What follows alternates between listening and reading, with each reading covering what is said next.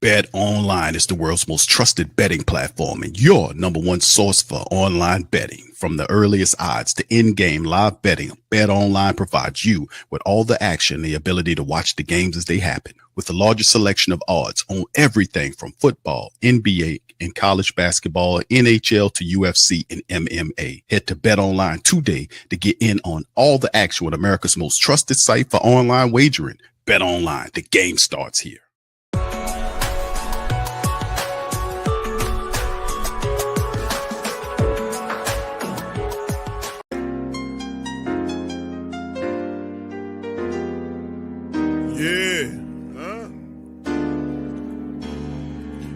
Like Benson, I'm a who that. I'm a who that. Long as I'm living, I'm a who that. Lose or winning, I'm a who that. Sports Coma, yeah, this is where we do that. Where we do that. Where we do that. Where we do that. Where we do that. Where we do that. Boogie like Benson, I'm a who that. I'm a who that. Sports Coma, this is where we do that. Where we do that. Welcome, welcome, welcome. Somebody please better help. Running this thing like Elf. I thank God every day I'm not a felt. Go to YouTube Live with Big Q and the guys. If you ain't ride or die, the bandwagon get flipped. Been marching in, that was way for the ring. I was yelling out your shame for the championship. Fucking on Tampa, duck down. Falcons, pluck, get shut down. Panthers ain't much touchdown. The vision really belong to us now. So much hate on the Saints, you could probably tell. Ever since Bounty Gate hit the NFL, when things seem fishy and you probably smell the crooked referees on Roger Goodell. Yeah, brother like this and I'm a who that. Every day I'm living, I'm a who that. Lose or winning, I'm a who that. It's the Sports Coma, this is where we do that. Where we do that, where we do that, where we do that, where we do that, where we do that. Boogie like this and I'm a who that. It's the Sports Coma, this is where we do that. You're listening to the Sports Coma with Big Q and the guys on the PRO Media Network. When you spoke after the game on Sunday, I mean, it seemed like you were eager for this opportunity, but like, you know, I don't know if expected is the right word, but I mean, is it something you really feel like you've earned? Yeah. And we're hoping they would. Yeah. You know, I've been preparing for this. Like I told you when I was sitting in my locker, you talked to me, you said, how's your preparation change? I said, I just keep staying steady. And, you know, I think I've done that. And I think, you know, when I played in the Denver game, I played at the Chargers game with no preparation, you know, in practice, no reps. Being able to come in and move the ball, you know, I felt like I earned it. At the same time, you know, I play with confidence every time I'm in the game, and I feel like this week's no different. You know, I had a full week of prep, feel great about it, and you know, my teammates believe in me, believe in what we can do, and you know, I'm excited to go out there and let it spin. How does that week of preparation or knowing you're the starter kind of help? Yeah, I mean, you get reps with the guys that are going to be out there playing. So, you know, having an idea of the speed of the guys and being able to rep the plays that you're going to run in the game is huge. And, you know, I feel great about it. I feel confident, and the guys are ready to roll, like I said. But, you know, having that week of prep is big, and being able to go produce on Sundays. Jake, when you got the news, was it an expectation of yours, or? I mean, look, I'm going to do everything every week that I can to prepare. If that's, you know, if you're starting, you're the two. You know, I got to be ready to play no matter what. And so I feel like, you know, Jonathan Vilma just asked me, how does your preparation change, you know, knowing that you're going to be the starter? You know, I've been going through my process since last year, you know, when I was working with Gruden, him allowing me to understand what my process is going to be and how to prepare like an NFL starter. So, you know, they always say, you know, just always stay prepared. I feel like I've always had this process, and I've been, you know, practicing it for the last year and a half. So this week was no different. I do the same process that I've been doing, and I feel great about it. Except for interviews with Jonathan Bill. Except for interviews. Yeah, very true. Very true. Two numbers that are a very small sample size, but I'm just curious your thoughts on them. One is a positive, no turnovers in the games you've played. Is there anything coincidental about that, or is that part of your game, or is that? Look, man, I just got to go and be me and trust what I see, trust my feet, trust my preparation. You know, I think in the times that I've played in the games, I haven't put the ball in harm's way, but I also have, 30 attempts. Yeah. So, you know, you got to go out there. You got to show the people that you can play, you know, in meaningful games, meaningful snaps, and you got to earn everything in this league. And I feel like that's been the theme of my life. I've had to earn everything I get. Everyone's doubted me. and I just got to go prove it. The other one is a negative, but again, it's a Shout out to the fam. Appreciate y'all being in the stream. How y'all doing? Welcome. You're now rocking with the Sports Coma with BQ and the guys, where we have intense, entertaining, educating, and enlightening sport talk from your favorite sports fam. What's popping? Big ups to the fam. Hope y'all had an excellent week. It's holiday season. I hope you guys are listening to a lot of that Christmas music. Over and over again until you say, you know what? I understand now why we hear this shit once a year. Yes. All right. Big ups to y'all, man. Appreciate y'all for being in the stream, man. It's been a very busy and productive week for your boy. And, it's going to be a pretty cool and comfortable weekend. That's how it's supposed to be, man. I appreciate it. Y'all for being here, and much love to all the fam across the several different platforms. Much love to all, man. I appreciate y'all so much for taking a little time out of your busy day to kick it with the Sports Coma. So much love to y'all. I appreciate y'all, man. And here, man, I had to bust the Arnold. You know, the Arnold Facebook.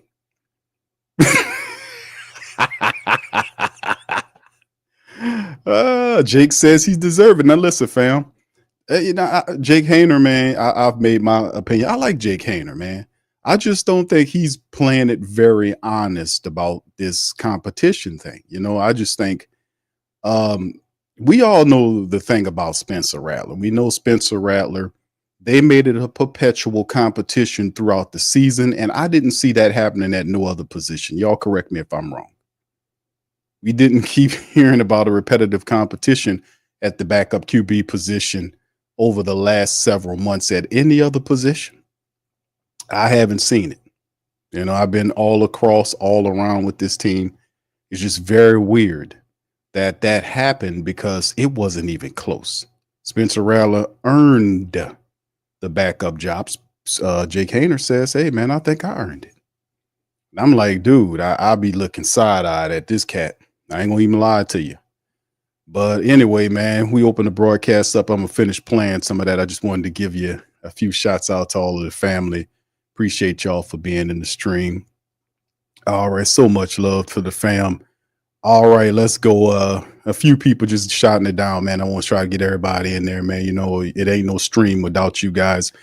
Big B-Lo. What's happening, B-Lo? Good to see you, fam. Cartel's in this thing as well. Pelicans Nola, much love. OG Jerry. Shout out to my boy, OG Jerry.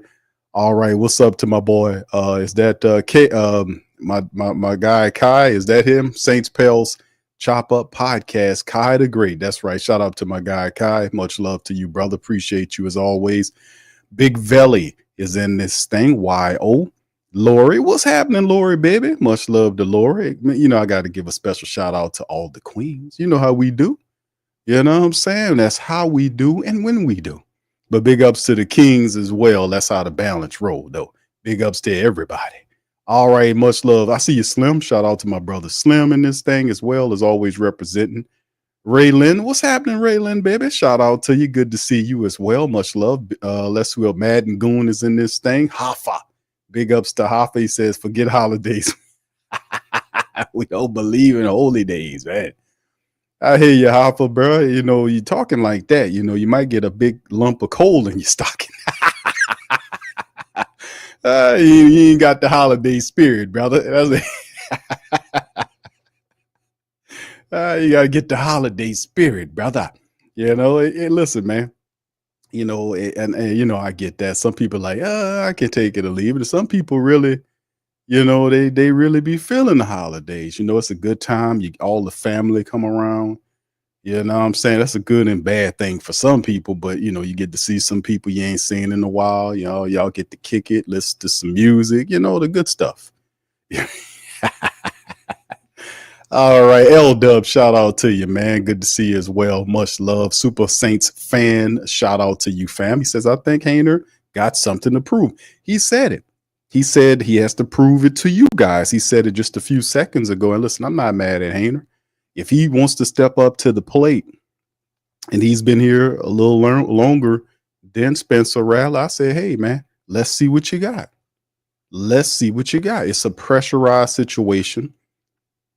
Let's see what Jake has. Let's see what Jake from State Farm could do for you. Let's see what's happening with that. All right. What's up, Muse? Shout out to Muse, man. Always in the building. Shout out to her. Much love. Greg Raging Cajun. Big ups to your fam. Appreciate you, brother. Who else we got? Quavadius. Shout out to brother Quavadius. Brother Duke's in this thing as well. Good to see y'all, man. Much love.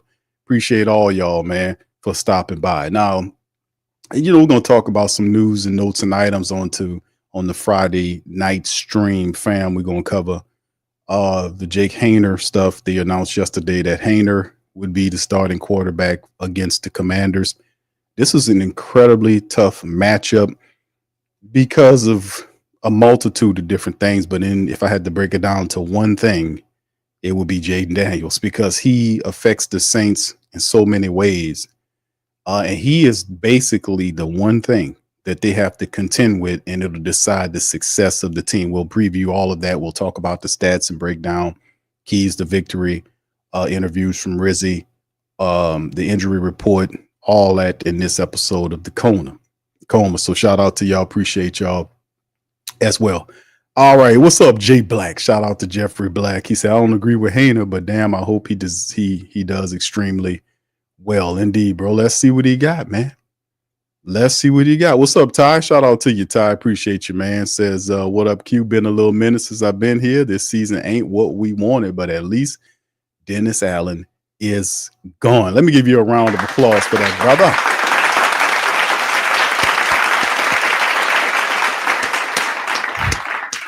Goddamn right.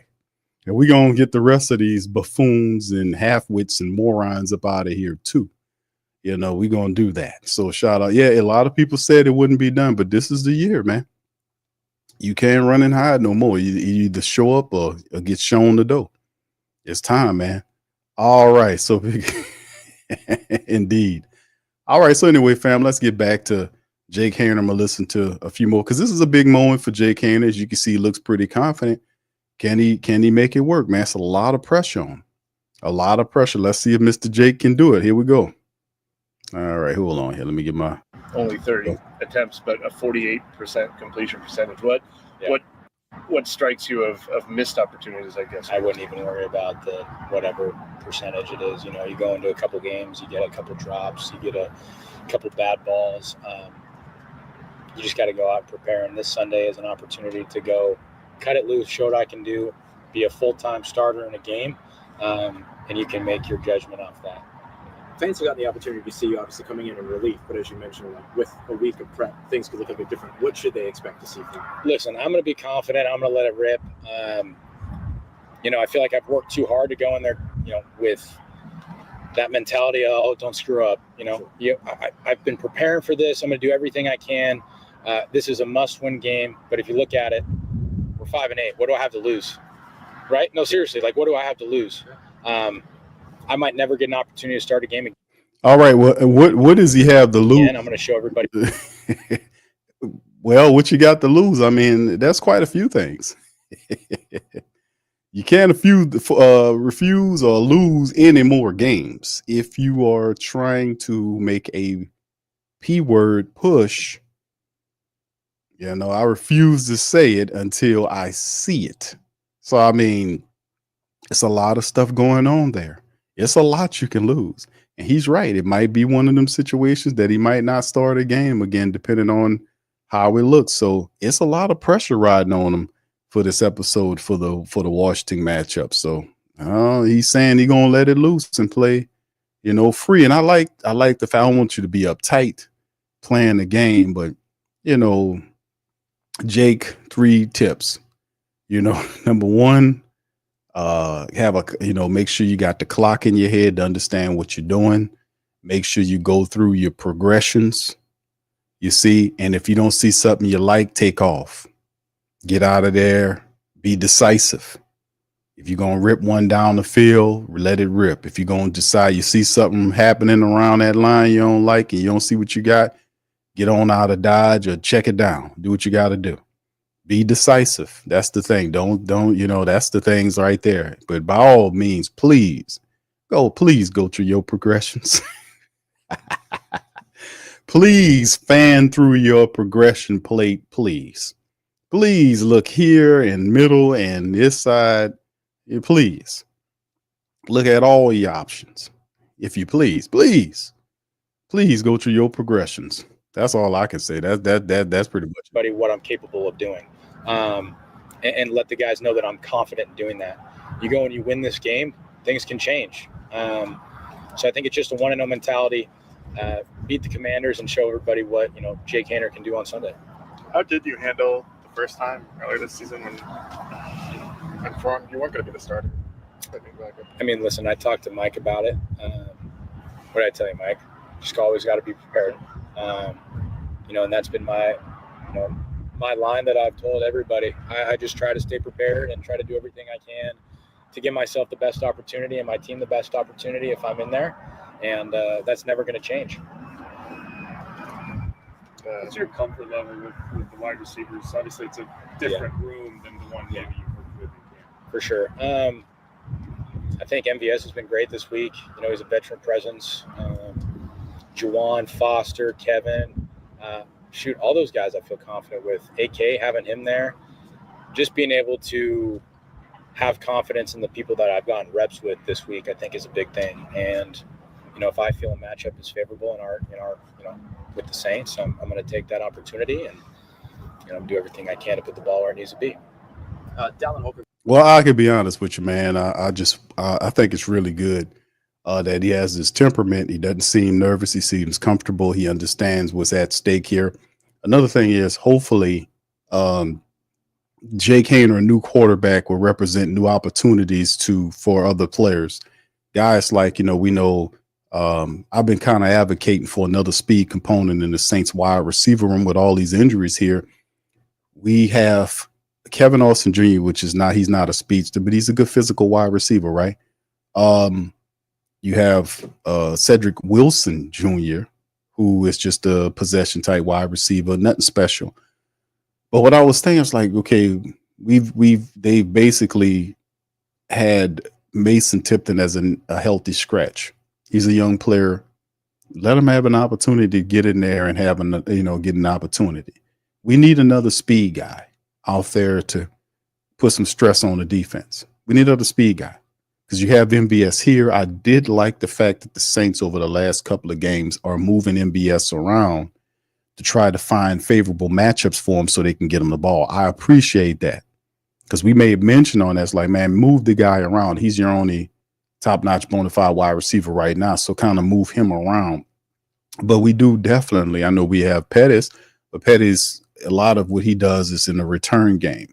So we can use another speed component at the wide receiver's position to kind of put some stress, on that defense. And I think now is the time to kind of use Mason Tipton. Like, he had an opportunity, he played some games, didn't play that well. They set him down for a long stretch of games. How about now giving him an opportunity to get back out there? You know what I'm saying? Get back out there and let it rip. Let him give him an opportunity. So hopefully a new quarterback means they will have more of an opportunity to see some other guys get passes thrown their way. You see, maybe Dallin Hawker, who've been practicing with Jake Haener, and maybe some of these guys can get some passes, Also, as I finish this, I got a little bit left to Jake Haener. We're going to go right to Rizzy. But there's a question in the chat, fam. There's a poll in there, a Sports Coma poll saying, do you agree with the call to start Haener versus the Commanders? It's a yes or no poll. I didn't put I don't know in there because I'm trying to force you to be decisive, baby. You got to be decisive now. Now, I got it there. Guess what the damn poll's saying right now? It's 50-50. Now, I don't think that's a new one right there. I'm going to have to give the people a round of applause for that one. That's a record breaker there.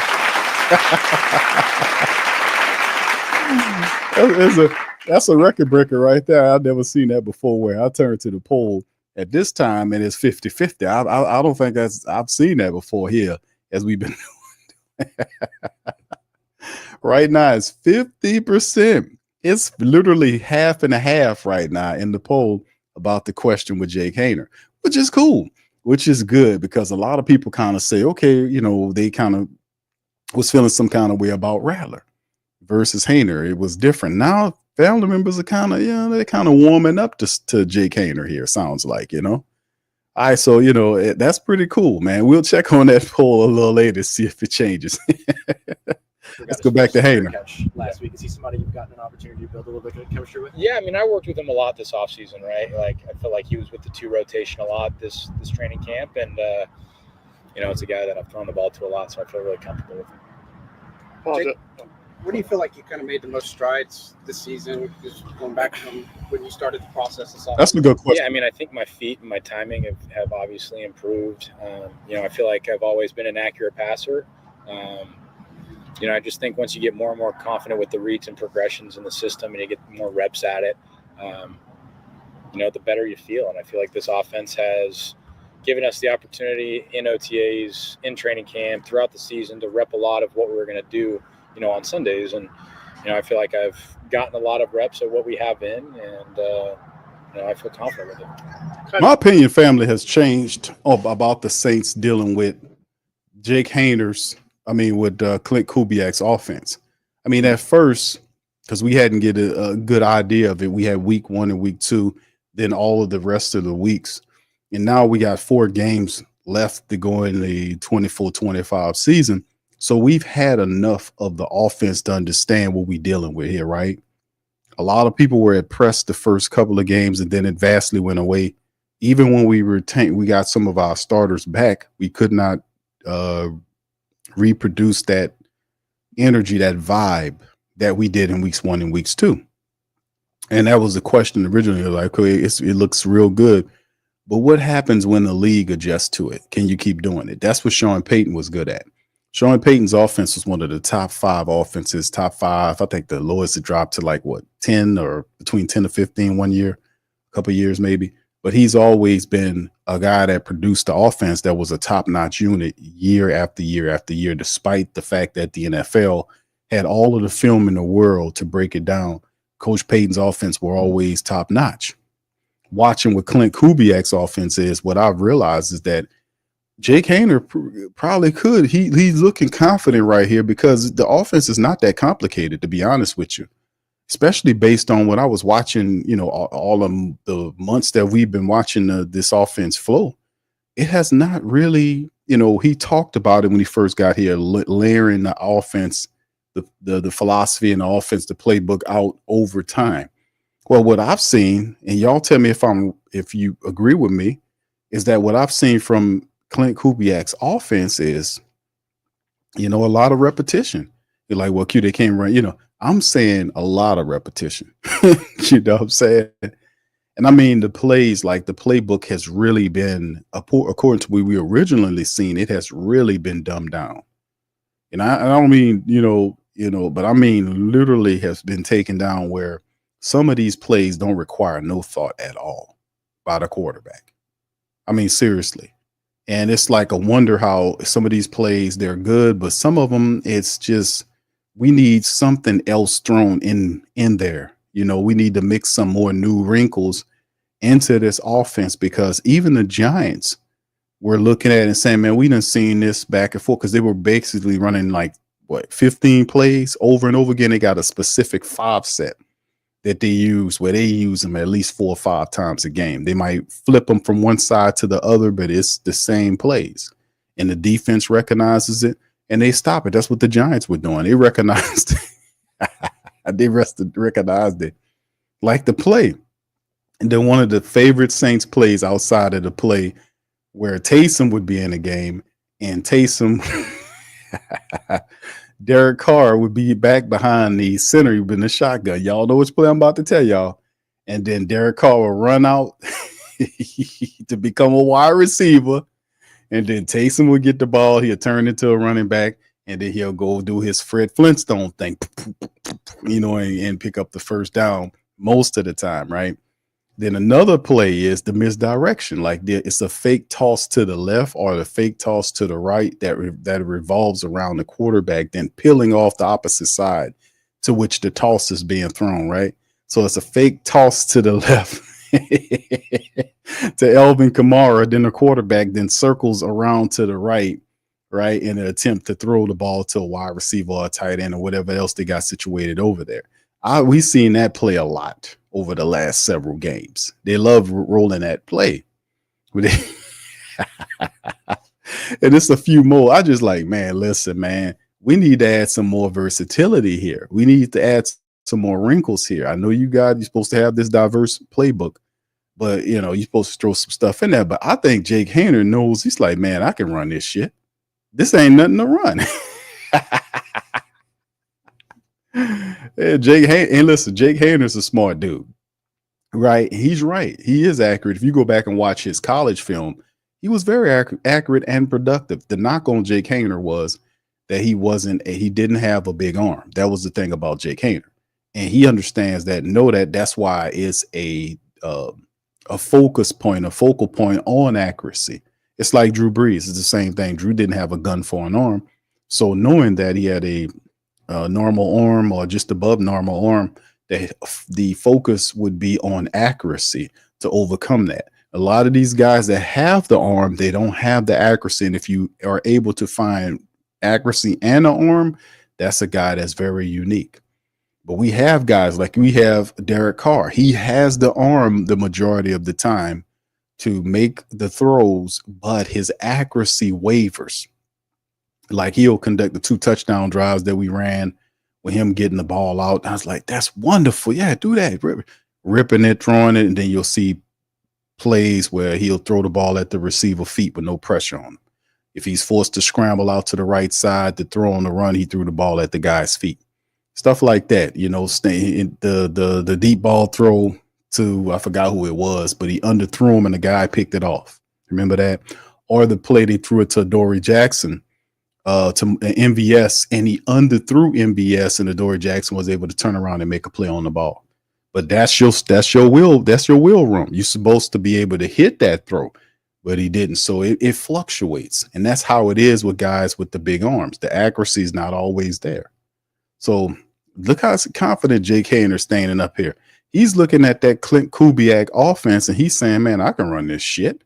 The biggest issue with Jake Haener is, like he's saying, he was working on his footwork and timing. That's the thing, having to be able to get the ball out, go through your progressions. Don't, if you see guys coming, take off and slide, Jackie. Take off. Do your thing.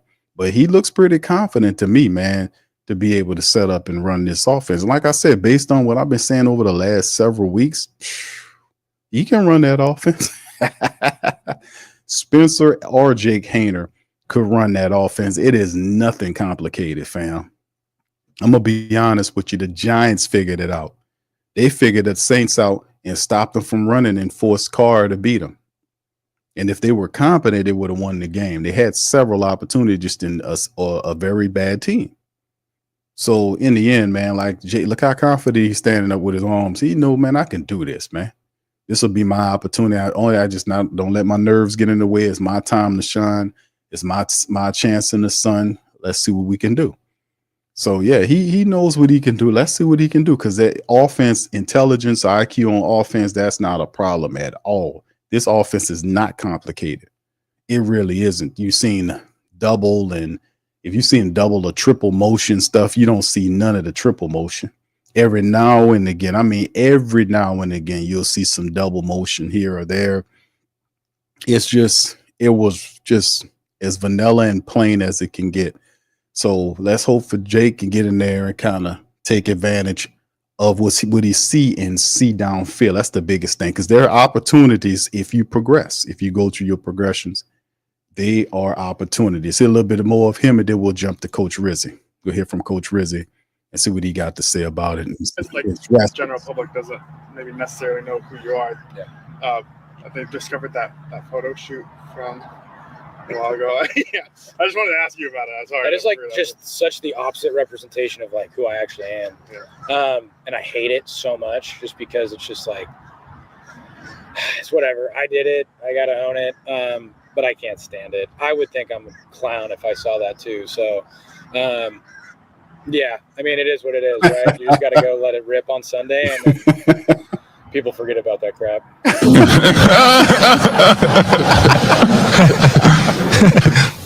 Hey, what you talking about, man? You the one did it. Hey, you know what, Mike Tripoli, you wrong for that shit, man. He wrong for it. He brung up the photo shoot. It's good to know I ain't the only one on the internet that's petty. He brung up the man's photo shoot, man. He said, dude, why'd you do it then, man? Yeah, come on, man. What's this shit about, man? What's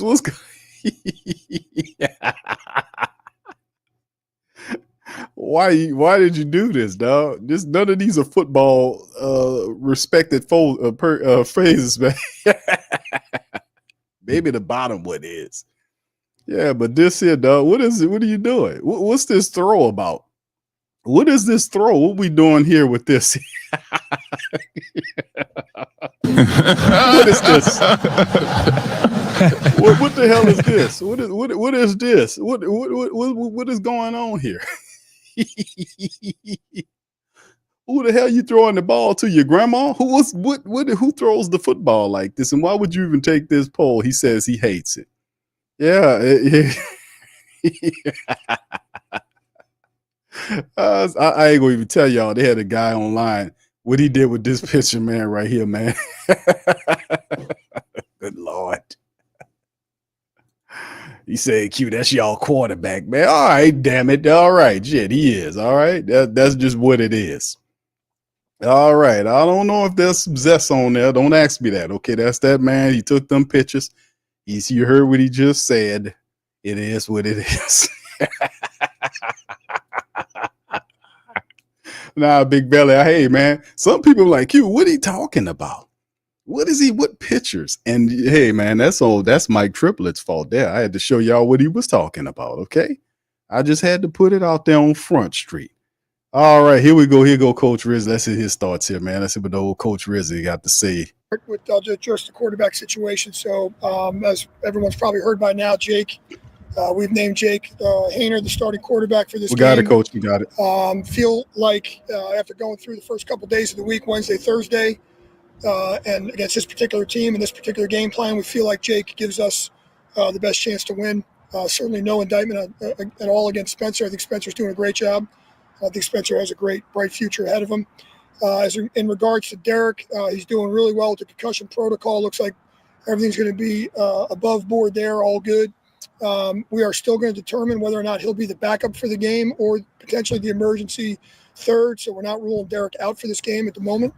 We'll kind of see how his hand is progressing, and it is improving. And so, man, come on, bro. Come on, bro. Come on, bro. You know Derek Carr is not going to be the backup quarterback, man. What you talking about, man? It's just be spirit. I don't know. We ain't ruling Carr out. He gonna be. Get out of here, man. Come on, man. What Carr got on these people, man? The so we have a couple options there. What Carr got on these people, fam? Because he's on the roster, we can either make him still the backup quarterback, have him active for the game, or make him the emergency third. And so those options are still on the table. If he's functional, to do that. That's a possibility. So I'm excited for Jake, and here we go. What were some of the determining factors for Jake? I mean, they were splitting reps. Great question. During the week, and so what were some of the determining factors for him? Honestly, without getting too deep into it, we just felt like Jake had a really good couple of days, and he gave us the best chance for this particular game. Oh, no, that ain't good enough, bro. Come on. Nah, man. Come on, bro. Come on, dog. Come on. Don't do that. JD asked a great question. We not to get too deep off into it, but you're going to talk about all this. He always skirts around those offensive decisions. I noticed that. I've been pinpointing. I've been saying, hey, man, the same energy he talks about the defense and the special teams with, he tiptoes around the offensive questions, especially about play around the quarterback position, about calls and all this around the quarterback position, that he had to talk to this guy that day. I thought you was the head coach. My bad, interim head coach, still the man in charge. Ultimately, the decision is yours. I don't know. It just feels like, and y'all tell me if y'all feel the same way. It just feels like to me that the offense, how he handles the offense, is the same way Dennis Allen handles the offense, which they have total autonomy. And I don't think they deserve that anymore. What do y'all think? Y'all agree with me on that? I mean, when he took over, he made changes to the defense and special teams. I documented that, right? I talk about that, but did nothing to the offense. Didn't make any changes to the offense. And to me, when people ask him about it, the energy is off and weird. Like, remember we had on last week's show early in the week, he was basically, it was Mike Triplett again, and Mike Triplett had his Western style 6-shooters out, and he had them pointed right at Rizzy's feet, and he was asking questions, and Rizzy was, you see the guy like Yosemite Sam, and Yosemite Sam shooting at Bugs Bunny feet, and he makes him dance. That's what's going on. That was going on with him. He was tap dancing. He was tap dancing and moonwalking and every damn thing. I was like, whoa, hold on, this ain't a good look. But it's weird that it's this. He don't have the same energy when he talking about the offense, and it feels like it's ran. That offense still has autonomy, similar to what Dennis Allen gave him. It's like he don't want to touch nothing that got going on over there. I don't know. It's very weird, man. You can look at it even at his facial expressions. I don't want to get deep off into it. Man, get out of here, man. That's the best and most, that is the top-notch question that you're going to get asked about, is why did you make this decision? I don't want to get off into it. You see, I'll tell you, I don't want to get off into it because right now, you see, you understand? Well, he ain't sniffing now. He usually sniffs, he's I don't want to get off into it. You see, we just make the Haener. It just feel like right now it'd be the best here we got. I don't know. I don't know. I don't know. I don't know. It's kind of weird, man. I don't know. We just have to keep up. So, just to be clear on Derek, even if he's active, Jake would be. Jake's going to start the game. Yes. What do you mean all good with Derek? Like past the concussion protocol? Or yeah. Well, come on with it.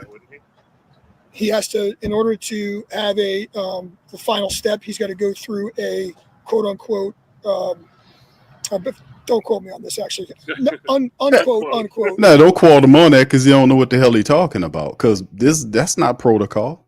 Did he? He obviously he's under concussion protocol. So how is I'm confused here. Just like the reporters are. That's why they're asking the question. I'm like, dude, what are we talking about? Whether or not he's going to be the back. Derek Carr could be the backup quarterback for Jake. So if Jake struggles, Derek Carr goes in the game. Listen to what, let me just play this. Come on with it. Come on with it, Rissa. Yeah, is a non-contact practice. So what that entails, that just entails some movement stuff and things like that. So, but he's passed other stages. He's up, as far as I know, he's passed every step of the way so far. So he's at the final step. The final step would have to be a non-contact movement scenario. Would your guys' walkthrough qualify? Is that tomorrow? Usually, great question. As far as I know, in that situation, like Caesar was in that situation last week. Shout out, you know what? Big ups to the reporters, man. Mike Triplett and y'all the best, man. Shout out to our goddamn reporters. You see, they got this guy. They got him moving and shaking here. Because I'm asking myself, I'm like, hold on, what? Did he, me personally, I don't think he clears concussion protocol in time for the game. And I don't think he should. He shouldn't be considered to play. You can still say, okay, if you ain't going IR, you can still deactivate him and you got to free up a position for an emergency quarterback. Because, I just think it's not a healthy decision for Derek Carr. If he has a fractured wrist on his non-throwing arm and a concussion, why would he be even considered for something like this? You just healthy scratch him, and be like, okay, we got this guy and we got Ben DiNucci, who's going to be our emergency quarterback. We just healthy scratch him because they don't want to IR him because they know that'll be the end of the season. But this is all very interesting. It's all very interesting, but it's just the reporters, they're firing in repetition, one after the other, trying to get the answer because they know how the protocols operate. And the questions are, okay, did he do this? Did he do that? Do that? And you got Rizzy scrambling. They got their 6 shooters shoot. They Yosemite salmon his ass. And he up there. Hold on. You know, he dancing. Oh, come on now. Y'all guys can't shoot at my feet like this. Hold on. We got to do it. Derek Carr's going to clean the professional protocol. After he does that, he's going to turn around. He's going to throw it to me and touchdown. He's going to have 1 million yards in one game. And then you understand? He's going to come back and play. You guys got to watch out for what's going on. Because at the end of the day, I'm telling you, Derek Carr is coming. He's going to patrol 500 touchdowns in 2 games. Shout out. You know, it's just, I don't know. These questions it's good questions. Contact practice. Again, it's more movement, moving around, getting your heart rate up and those kinds of things and making sure there's nothing, right now he's asymptomatic. Yeah. So we've heard you guys talk about Jake's moxie from time to time. How do his teammates respond to him that you've seen? Yeah, I think the best part about Jake is he prepares, and every week he's been here and every day he's been here, he's prepared as if he was going to be the starter. And so, when you watch one of our practices, if you didn't know any better, if you came to the first Saints practice of your life and watched him operate, he operates like a guy that's been, there before. And so, and that's a credit to his preparation. Oh, he was here last year. He kind of handles every day, his mindset. And so, I think that's kind of the moxie. You don't feel any different in practice at all whatsoever with him in there. I thought he did a really good job these last 3 days of operating just in and out of the huddle, the tempo, all those kinds of good things. And so hopefully we bring that to the field on Sunday. I was asking you this the other day, but you were still playing coy on your decision. Me? Did you coy? When you came in, you evaluated tons of things. You changed the locker room things. I mean, did you specifically evaluate the quarterback position and make a conscious choice that Jake Haener was – you wanted him to remain the number 2, and you saw some reason for him to love be our reporters at that time? It's really been an ongoing process. Yeah. I mean, even when I wasn't the interim head coach, I monitored the quarterback. I watch practice every day, just like every other coach. And I as a special teams coach, you get a different view of everything. You have more of a team-wide view. And so I paid attention to the OTAs, training camp, the practices. And so I didn't have it predetermined Jake Haener is going to be the next guy because I thought Spencer had a really good training camp, and I thought he did some really good things in the 3 games that he started. So I tried to have an open mind this week as we went into this thing. First thing was to make sure, it's going to be not Derek as the starter, and then determine which guy gives us the best chance. But I really do believe, and I wasn't trying to be coy, I really believe that both guys in their own right, could lead this team just like Spencer did in the last 3 games. But there's nothing that Jake, and this, like I said, there's nothing that Spencer didn't do. He didn't do anything wrong. I just felt like for this game, Jake gives us the best chance. How is Derek's hand? Man, I thought you didn't want to get into it, brother. You didn't want to get into it. Well, I won't get into it. I mean, I was thinking about it. And I was there thinking most of the time I thought you didn't want to get into it. John DeSacier asked him the question originally. I didn't want to get into it. He just made a good decision, and that's what it is, And then they worked on him. And then who gets the information? Mike Triplett. Mike Triplett. And Mike Triplett asked him, that's my count, him asking that question at least 3 times. Because he asked it, and see, Mike Triplett is really good at that, man. I would have to say he was our best Saints question answering reporter that we have is Mike Triplett, because his name is his game, because he's going to ask you questions at least 3 times. You're going to triple up on them. That's right. Because he knows sooner or later you're going to give me the answer, because I'm going to let this other guy answer a question, and I'm going to ask this question. I'm going to ask 2 questions, let that other guy ask a question, and then I'm going to come back with the one, boom, and you're going to give me the information that I want to give to the Who Dat Nation. And didn't he? Didn't he work on old Rizzy? They wore him down, and Rizzy said what he originally said. The first question from JD asked him what was the good went behind the decision. I don't want to go into it. You see, we got the right guy at the quarterback, and then Triplett gets the answer. So shout out to Triplet for sneaking in there and getting that information for us. Yeah, I told you, man, they the best lot we got, man. It's improving every day. Alvin should be fine. Alvin full practice today. Yesterday was more, I know I told you guys on Wednesday I thought he'd be back on Thursday. That was really more my decision, to be honest with you. I thought it was a good idea not to have him go out there. He got pretty sick, but he's much better now. It looks like he's recovering just about 100%. So he was full practice today. He'll have no game designation. He'll be up and ready to roll. Really All right, I'm gonna stop it right there, man. But yeah, Mike Triplet, and his name is his game. He gonna triple up. He gonna get them questions in there on your ass. That's hey, he got the information, so that there you go. But like I said, man, it should. You see, the thing is we had to work on him to get the answer, and what he gave is like, what's the difference between the two that made you say let's go with Haener versus Rattler? Well, you see, we felt like Rattler would give us the best chance. And I understand that, I get it to a point, because he's this the interim coach, and I'm thinking that he might have a different vantage point in terms of how he see talent on the offensive side.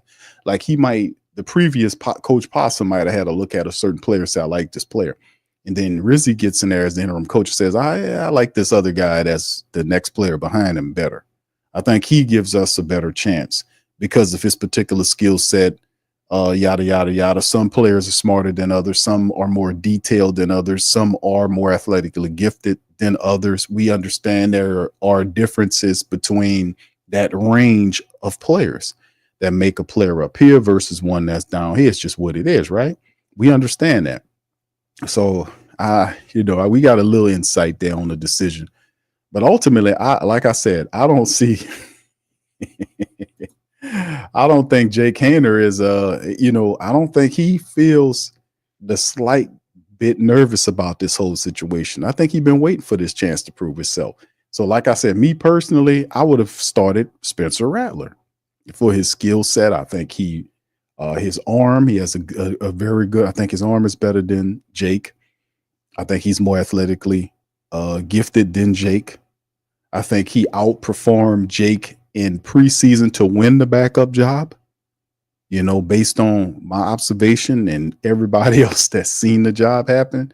And I would have went with Spencer, but it's okay. If this is the role we're going to take, we just have to wait and see how it's going to go. Cause I ain't mad at them giving it to him or him saying he earned it, but let's see what he do with it. That's the biggest thing. All right, fam, let's kind of jump to the injury report, the final injury report. His 6 Saints listed on that thing. Derek Carr, DNP the entire week, is listed as with a doubtful status for the Commanders matchup. Linebacker DeMarco Jackson is out with an ankle. Kamara was sick, like you heard Rizzi said. He's good for the game. Juwan Johnson had a foot issue. He fully practiced on Friday, so he's good. Rookie wide receiver Bub Means, who's been dealing with an ankle, was limited in Wednesday. Looked like he was ramping up to get ready. Then they shut him down Thursday. They shut him down Friday, and he's out.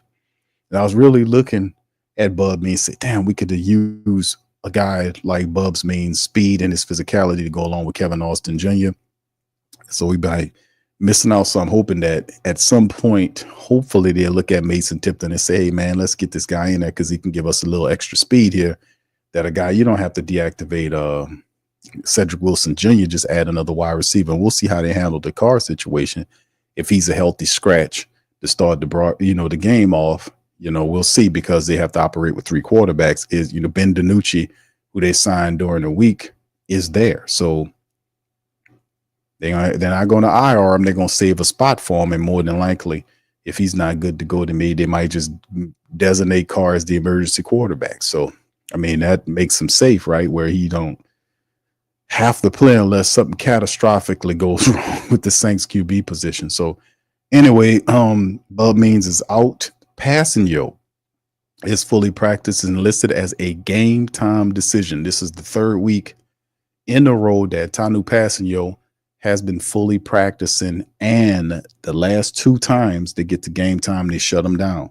They don't approve him to be activated. So is week number, third time's the charm in so far as the succession of weeks for Passanio to come back.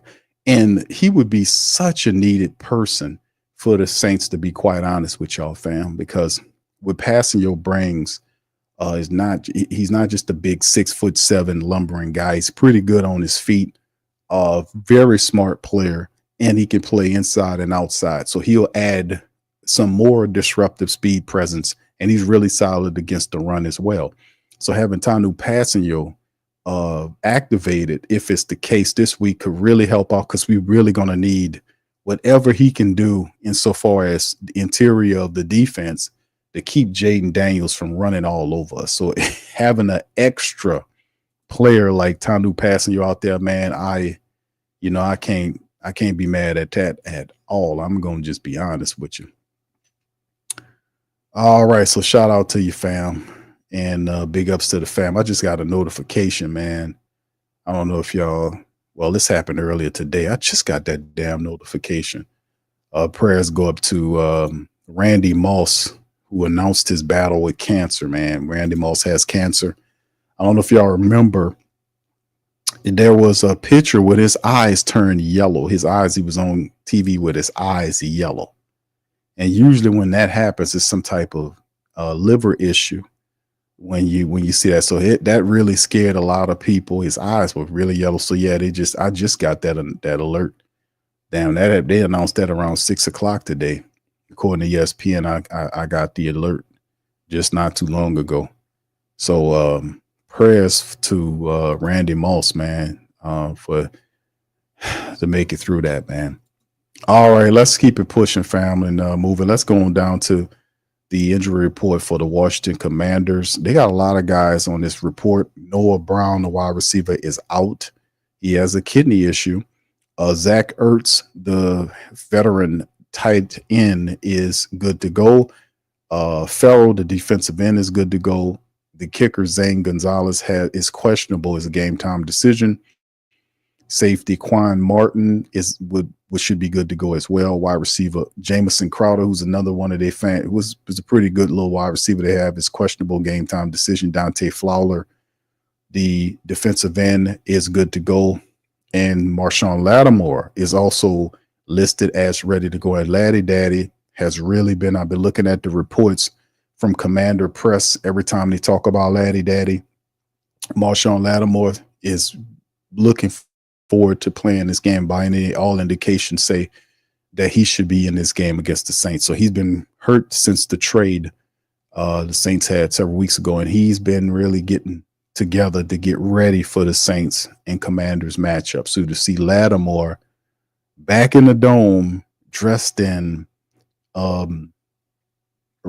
forget what, red and yellow with a Whataburger sign on side of his head, is going to be really interesting to watch out for, man. So as the Washington Whataburgers coming here, man, we're going to have to be able to take care of business. So yeah, Matt, it'd be very weird to see Laddie Daddy in here, man. But man, that's the best cornerback in my opinion, in Saints all-time history. And he missed a lot of games. But to me, and I don't know if y'all agree with me, y'all let me know who y'all favorite cornerback is to me, is Marshawn Lattimore, to be the best cornerback ever in Saints history. Do y'all agree? Y'all let me know in the chat, man. All right. So anyway, and Deron Payne, the big defensive tackle, was DNP, is a game time decision. Jordan McGee, the linebacker, fully practiced, should be good to go as well. So this will be interesting, man. The Commanders are because a lot of the success is because Jaden Daniels, not strictly because, but Jaden Daniels was able to take a lot of these players and kind of solidify Washington and put a renewed energy around the team, to the point where the team looking at building, a stadium.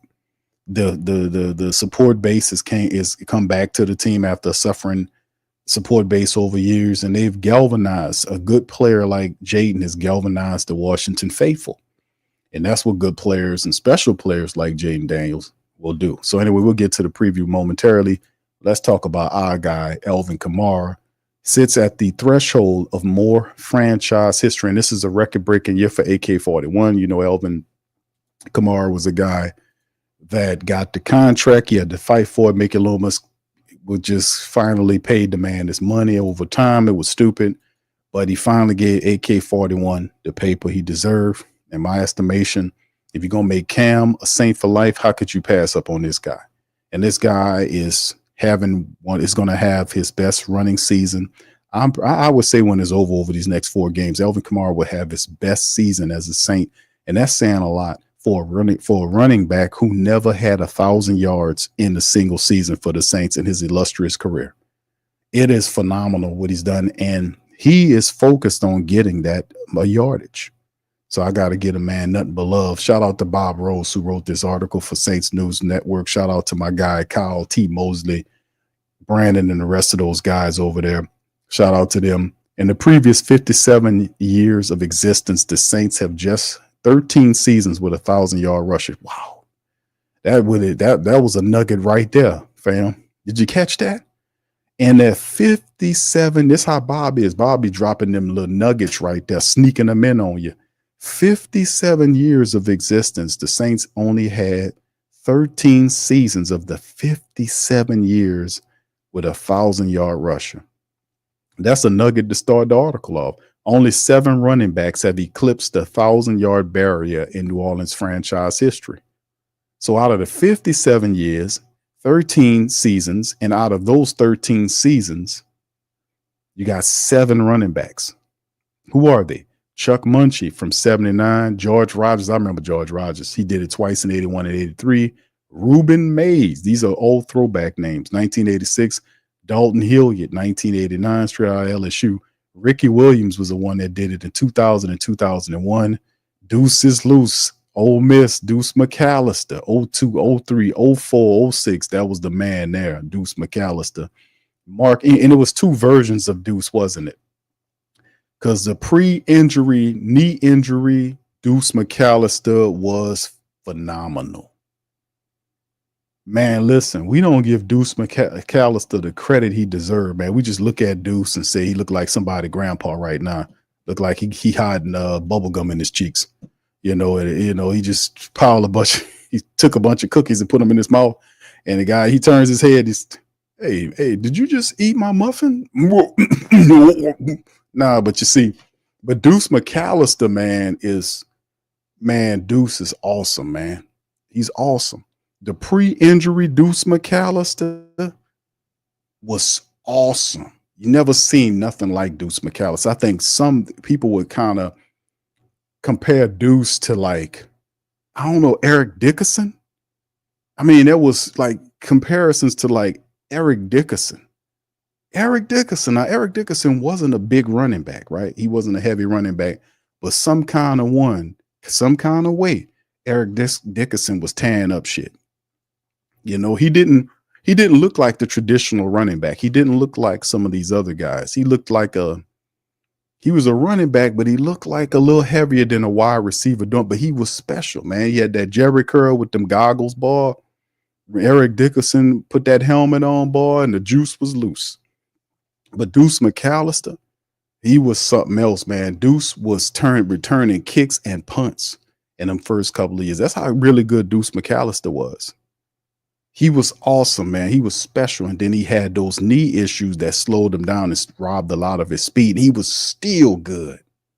He became a power runner then, because then he was a mixture of both. He used his power and all that, but Deuce used to catch the ball out the backfield. He would run around you a 3. He had that elite speed. He was something special. Deuce McAllister was something special, man. And like I said, he was still very good after the knee injuries when he would just do his thing there too. But Deuce McAllister, awesome, man. We don't give that man nearly the kind of respect he deserved as a running back. We had so many good runners, but man, how could you forget about Deuce McAllister? He did it 4 times, had 1,000 yards. So out of those 7 years, or those 13 seasons with 1,000, Deuce did it 4 times. That's a jewel within its own right. And of course, Mark Ingram kind of started slow. Y'all remember they were considering Mark Ingram a bust the first couple of years. I don't know if y'all remember that. Because Mark Ingram, he wasn't getting it the first 2-3 years. There was talk that, man, this guy is a bust. Put one in the chat if y'all remember that. This how thick our history go. I remember all of this stuff, man. People was considering they were comparing the rookie, the first year, and I think even a portion of his third year to, or maybe the first couple of years, maybe even the third year. They were saying, man, this dude is like, what's your boy we have? We drafted him out of Indiana. He was another first round draft pick. Vaughn Dunbar. Put one in the chat if you remember that old school name. Vaughn Dunbar out of the University of Indiana. Let's see. Am I right here? Who Dat Nation? My great Saint think tank historians. Am I right here? And Vaughn Dunbar was awful. That dude, if you pointed at a big red barn and put a damn target on it and pointed it and told him go run into it, he'd miss the whole building. That's how bad that guy was. And the Saints drafted that guy. Yeah, he was good in college, John, he right, but he was crap in the end. He couldn't cut it. Vaughn Dunbar was awful for the Saints. We thought that dude was going to be good. Boy, we thought wrong. But Mark Ingram turned it around, man, and he became the leading rusher. He took down all that stuff. But now those guys in the past, we got another king running back, and that's AK-41, baby. Already the owner of most of the Saints' career marks for running backs. Alvin Kamara sits on the verge of more. Saints history, 62 rushing yards. Kamara will become the 8th back in Saints history to surpass 1,000 yards on the ground and provide the 14th 1,000-yard rushing season in the history of the franchise. We need 62 rushing yards from AK-41 to get 1,000 yards for the first time ever in his illustrious career, which is awesome in its own right. Like 1,000 yards, yeah, that's cool. We see other guys doing it, but Alvin Kamara never did that in a single season. Out of all the stuff that he's did, 1,000 yards, he never had it before. He came close in the COVID year.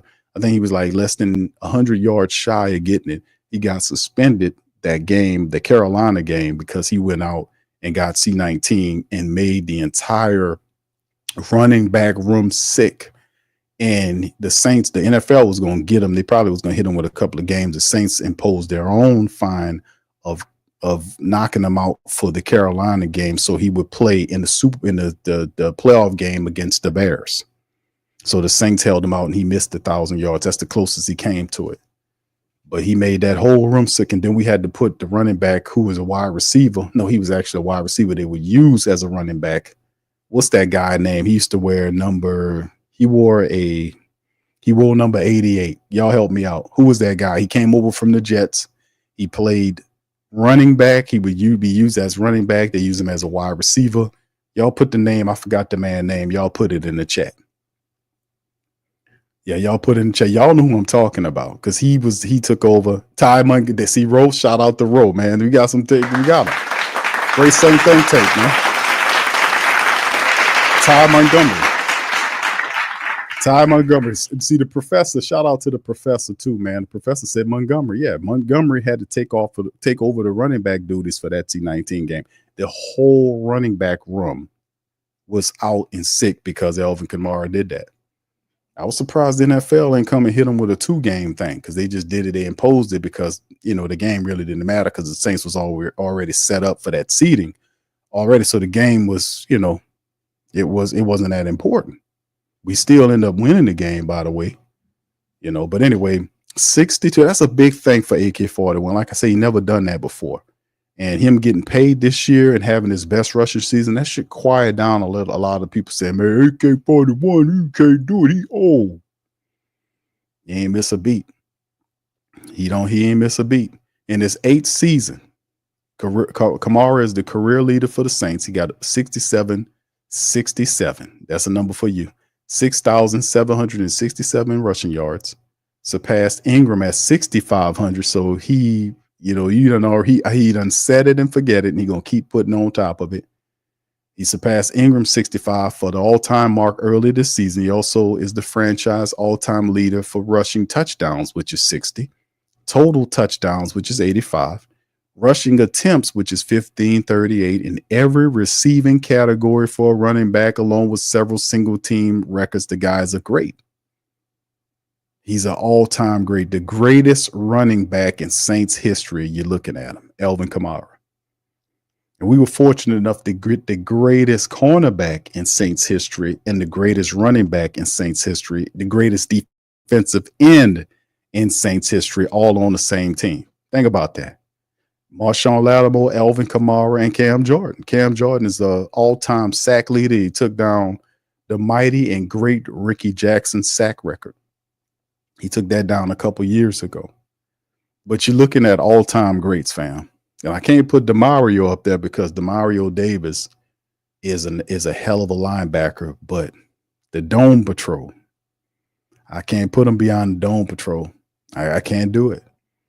You know, that's just a whole nother thing. Then you got Jonathan Vilma. You know, that's a whole nother conversation, fam.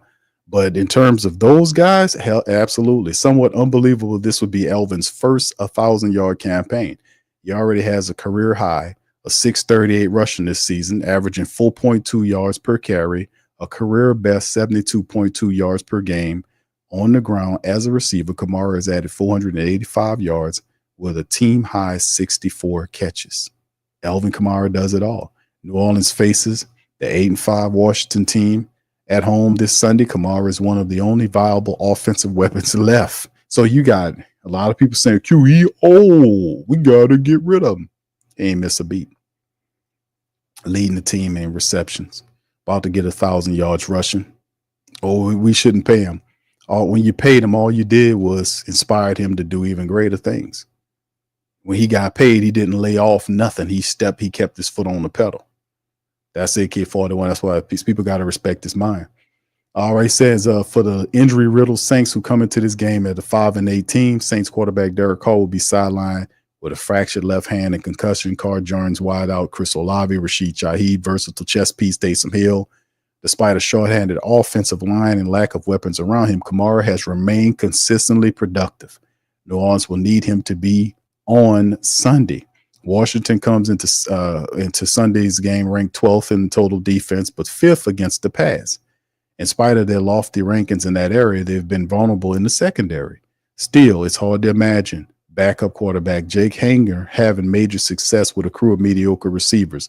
MVS has made a lot of big plays, but he could be nullified by former Saints cornerback Marshawn Lattimore making his first start for the Washington Whataburgers.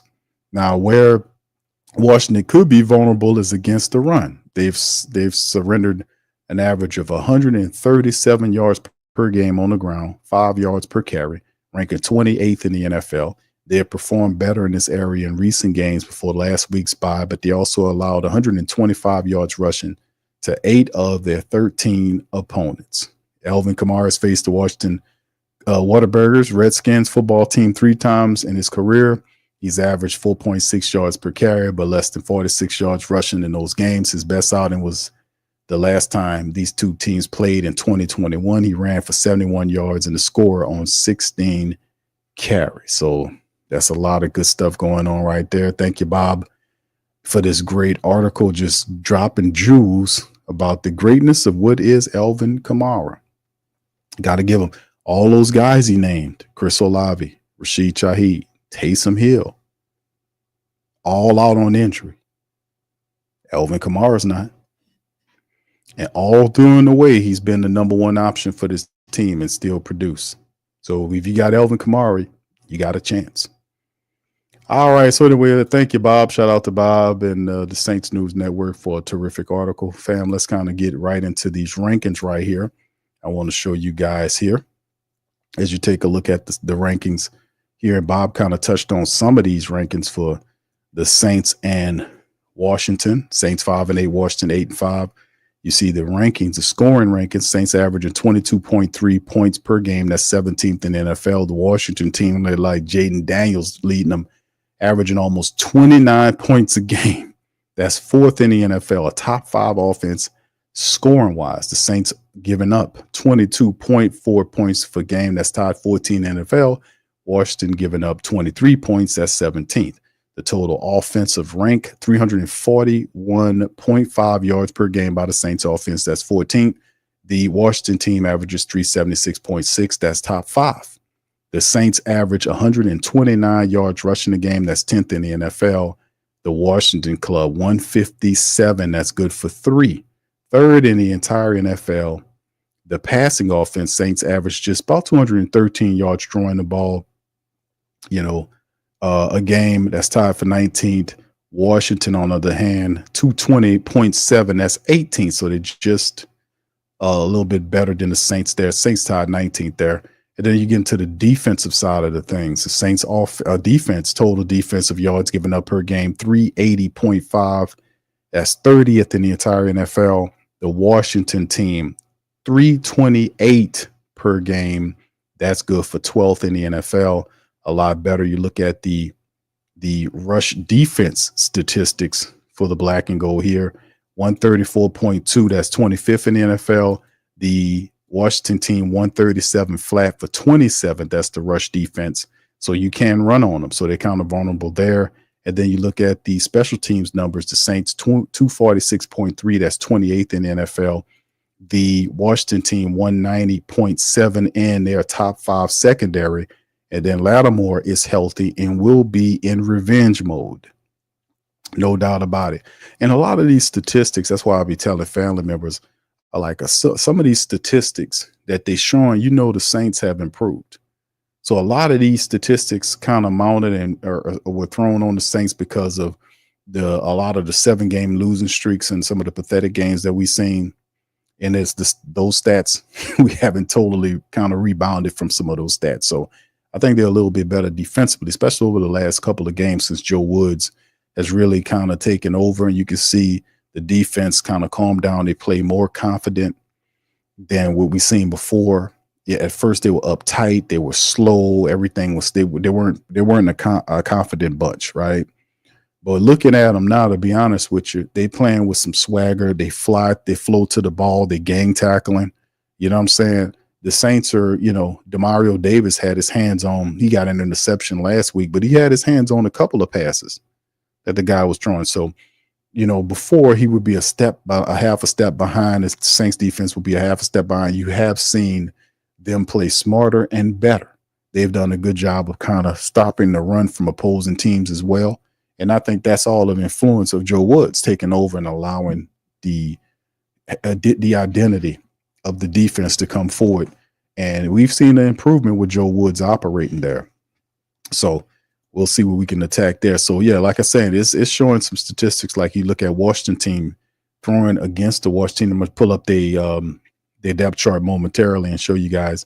But, yeah, this is an interesting matchup for the Saints, man. And that's why I was kind of throwing at the family members that we need another speed component here. We need another guy that can stretch the field. So I'm hopefully that Coach Rizzi and the Saints offensive trust, or the brain trust, whatever you want to call them, hopefully those guys like, hey, man, this could be a game we kind of let, Mason Tipton kind of get back out there just for the fact to have another guy to stretch that secondary. Let another guy with a speed component that could take the top off the defense. So, Cedric Wilson Jr. ain't going to do that. He doesn't have no speed like that. He's a possession guy. We need another receiver that can take that top off. Just the chance of it, you know what I mean? And then, of course, we go from that to the punt return situation. Y'all guys can see the statistics. The Saints average 14 yards per punt return, 27 yards per kick return. They're second in the NFL in terms of the punt return average and 19th there. The Washington Whataburgers, 10.5 with the punt and 23.3. That's ranked 7th and 11th, respectfully. You see the turnovers there. The Saints are tied 13 in the NFL. They're +2 on the turnovers. The Washington Redskins are +4, which is tied 9th of trying to get them turnovers out. You're trying to turn you over there. The average time of possession, Saints 29-44 versus 30-30. So they got us there. And of course, the touchdowns, they got more than you, 41-33. The Saints have more penalties, 81 penalties. And the Saints haven't been the smartest team in the world in terms of keeping our penalties down. But you can see Washington, too, struggling. They got a rookie quarterback. Stuff like that's going to happen, right? You see the penalty yard, Saints 765 versus 620 their way. So there you go on the season rankings between both teams here as we kind of move to the Washington Commanders statistics with Mr. Jaden Daniels and all him running the team. And like I said, Jaden Daniels, man, is you know, I ain't gonna lie to you, fam. When I seen this lineup roll up, bro, I was saying to myself, fam, I was like, oh. You know what popped in my head?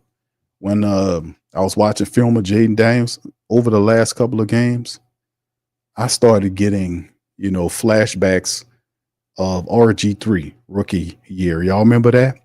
I think that was the first game we had Washington and RG3. I think that it was in the dome, if I'm not mistaken. I think that was the first was it the first game of the year? It was something like that, but I knew RG3 was playing in that game, and I was like, man, this guy's a rookie, man. We're going to contain him. Man, RG3 ran all over the Saints in that game. And I'm like, man, that's the first thing I thought about when I was looking at this matchup. I was like, man, I don't want to see that. Y'all remember what RG3 did when he was a rookie against the Saints? That he did everything he wanted to do against the Saints. And that's the first thing that popped up in my head about the Jaden Daniels, because I ain't going to say the skill set is similar, because he has some RG has some escapability, but Jaden Daniels is a different quarterback. He has escapability, but he's very dangerous. Like, he's running, but he's always a threat to throw, right? He's looking, he's escaping, but he still is looking downfield to throw. And and listen, Jaden Daniels was down here. So we scouted, he was on my LSU team. So I know all about Jaden Daniels. His pros, his cons, everything about Jay. So there ain't nothing you could tell me about Jaden Daniels on the football field that I don't know. But one thing, and what I do realize is, high IQ football player. Not saying he's perfect, because he'll make a mistake because he's a rookie.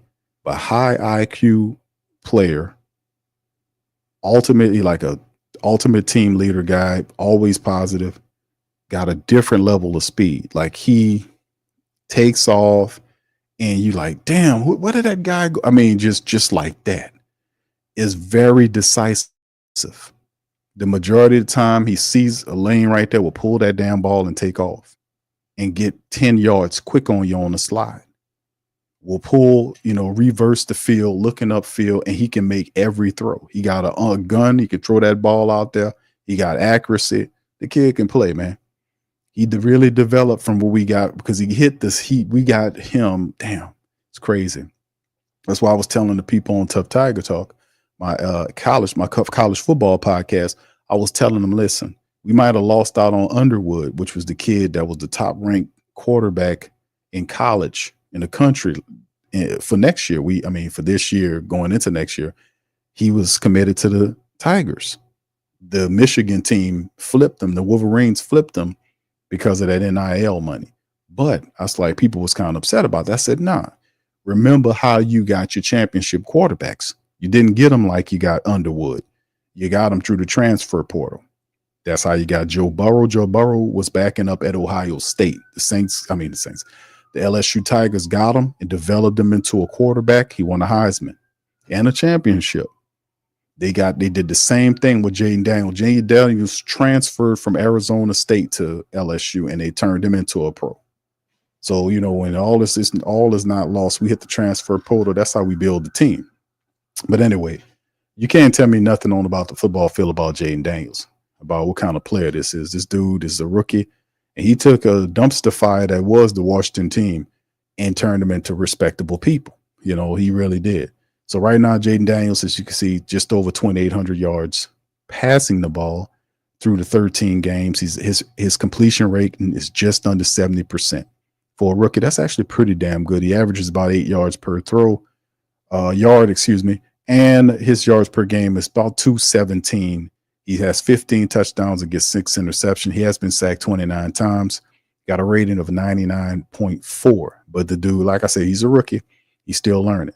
Now, in terms of their running attack, Brian Robinson Jr., which was the running back that they had, was having a pretty good year. This is the big running back that came over from Alabama a couple of years ago. And He was doing some positive things. He got hurt. But Jaden Daniels, as you can see, is the second leading rusher. Jaden Daniels has 590 yards. So he has 20 over 2,800 yards of passing, and he's the second leading rusher on the team. Plus, he has 6 rushing touchdowns, and he averages over 45 yards per game in terms of his scramble ability. And every time he takes off, according to the average, he averages 5.5 yards per scramble, which means 2 rushes first down with Jaden Daniels out there. So you have to be mindful to be able to contain him. You know, you don't want him scrambling around ad-libbing. He loves the ad-lib. And that's when you're really in trouble. So we have to contain him. We got to pressure him, and we can't allow him to kind of move around on us. And y'all know that's a big problem for the Saints. They have an issue stopping mobile quarterbacks, and this is going to be a big test.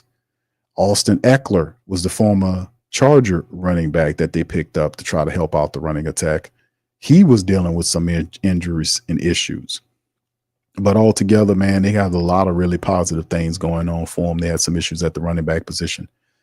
Terry McLaurin is their receiver, 61 catches for him. Zach Ertz, who came over from the Philadelphia Eagles. Remember, he was a guy that kind of lost his way for a little bit, but found respectability again with the Commanders. Has a decent in terms of synergy with Jaden Daniels. Is a safety blanket. And Zach Ertz, like I said, Zach Ertz was when he was with the Eagles, he was one of the top tight ends in the game. A little older now, but he still has like 52 catches and 4 touchdowns on the year. He averages just under 10 yards per catch. So Jaden Daniels likes to go through him. We know Noah Brown is not going to be in the game. He's another one of the wide receiver, little speedster. And they got a few other guys there as well. Luke McCaffrey, the son of Ed McCaffrey, is also on his team. And he's starting to get an uptick because you got some injuries dealing with the wide receivers. Then off to the defense, you can see some of their guys there. Wagner, former Seattle guy, Chin, Frankie Louvu, who's the former Carolina Panther linebacker, who's really been doing a lot of positive things for him. He got like 82 tackles.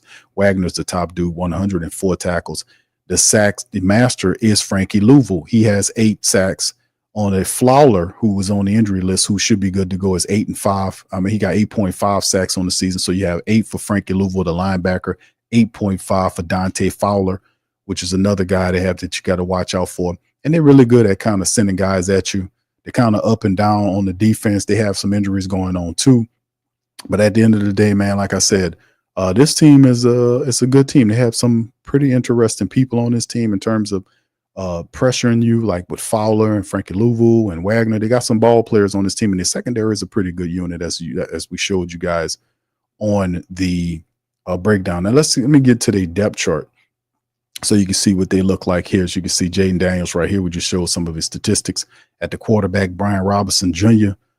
Is he back? Austin Eckler was IR, but Brian Robinson. Okay, so Brian Robinson is back. Okay. Because I know he had this nasty injury and he's good to go. So Brian Robinson's the dude that, like I said, the big running back, came from Alabama. Power runner, averages nearly 5 yards a rush, 640, 8 rushing touchdowns here. Him and Jaden Daniels together are formidable because it's like a power dynamic. And even Austin Eckler, who's the kind of the speedster running back they have, he's out. Chris Rodriguez Jr. is another young running back down the line that's really interesting. I remember I scouted that kid. He's pretty good. Down the line for them, he's going to be nice. McLaurin, this their star guy here. You know, a lot of the offense, wide receiver wise, flows through him. Very respectable wide receiver. 61 catches, almost 900 yards, 9 touchdowns, and he averages 15 yards per catch. And Jaden Daniels like to throw to that guy. Then you got Brown, the other wide receiver, kind of a speedster guy out there as well. That helps him out. I got this guy in on Fantasy League. And then this is a former Falcon wide receiver who's getting the opportunity to play. Because Jamison Crowder, who's another guy, Jamison Crowder was on the practice squad. He's supposed to be getting ready to come back. I don't know if it's going to be for this game. But yeah, see, they got him listed as doubt. We just covered the injury report. But Crowder's another one of them dudes that was a playmaker for the Commanders in the past. But at some point, if they're saying questionable, it's a game down decision for the Saints. So we'll have to watch him because he could be this little dude there, got some speed, And, those type of guys like that usually give us some problems. And then we look at Zach Ertz. We talked about Ertz, and then you get to the line, Coleman, and a few of these other guys here. I've seen this is a former Dallas Cowboys center that they drafted some time ago. And man, the line is all right, fam. It's not nothing much to talk about there. But like I said, they do enough. They're respectable offensively speaking because of Jaden Daniels. His duality in terms of him being able to throw and pass is a problem. Stopping Brian Robinson Jr., which is a power runner, is another thing we got to watch out for. Secondary running back is Jerry McNichols. He's kind of a speed component running back. Man, like I said, the speed power kind of guy there can help you out there. He has 249 yards, 4 touchdowns, but he averages 5 yards per rush. So like I said, they got decent weapons around Jaden Daniels, man. They're not 8-5 for a reason, but it works well. And he gets these guys involved very well, defensively speaking. Like I said, Daron Payne is probably the best upfront guy for what he brings and does. He has 3 sacks on the year. He's dealing with some injuries as well, some back issues, but I think he'll be good to go for this game. I don't think he's out for this game. Farrell was another dude that was on that injury list. So like I'm saying, they're showing some guys that's banged up. Jonathan Allen's really good, man. He's hurt for them. And then, like I said, Frankie Louvu, Bobby Wagner, a lot of the and I ain't gonna say the strength of the defense is the secondary, but statistically speaking, the secondary plays well together. But those linebackers, man, how the Washington Commanders use their linebackers, Louvu, Wagner, and Dante Fowler, it's something else, man. They are incredibly productive. Because Bobby Wagner, y'all remember him from being from Seattle. He leads the team in tackles. Frankie Louvu is also very productive. He's 8 sacks. Your boy Fowler is 8.5 sacks. So they get production out of that. And then you go to the secondary and you look at Marshawn Lattimore there. You look at St. Just. You see all these other guys, Sinistril and all these other cats, Martin and Jeremy Chin. They got some good stuff going here. This is not going to be an easy game. This is not going to be an easy game. But the thing about it is they're in the Saints building. And hopefully we can get some positive stuff going on to kind of get it going on. But boy, they hit us where it hurt.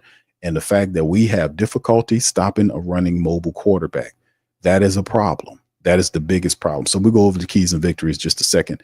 Derek Carr is out, but Jake Haener, you heard what Coach Rizzi was saying about Derek Carr not being deactivated, or not, with him saying he's not, that he have to decide on what position Derek Carr is going to be in. It's also very confusing.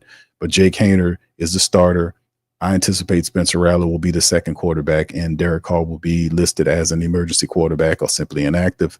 And Ben DiNucci is climbing the list. But then again, you would have to the key to it, family, is figuring out too. This is a problem too that I get, and I know y'all thinking about it, but the issue, I'm looking at it's I know if Derek Carr can clear concussion protocol. One scenario is if he doesn't, then he can't really he's not active for the game because he's not legal, right? You got to clear concussion protocol to be eligible for this game, which means he's a healthy scratch. And then you would have to move on when Ben DiNucci as the emergency quarterback, obviously, because he just got here, you don't know the system. But if Carr does clear concussion protocol, do you make him an emergency quarterback? Because if you do, what you end up doing is you don't have to end up burning an extra spot for an emergency quarterback because you can't use the guy you want, because the Saints are not going to move him. They're going to keep him Carr on the active roster. They'll keep Carr on the active roster.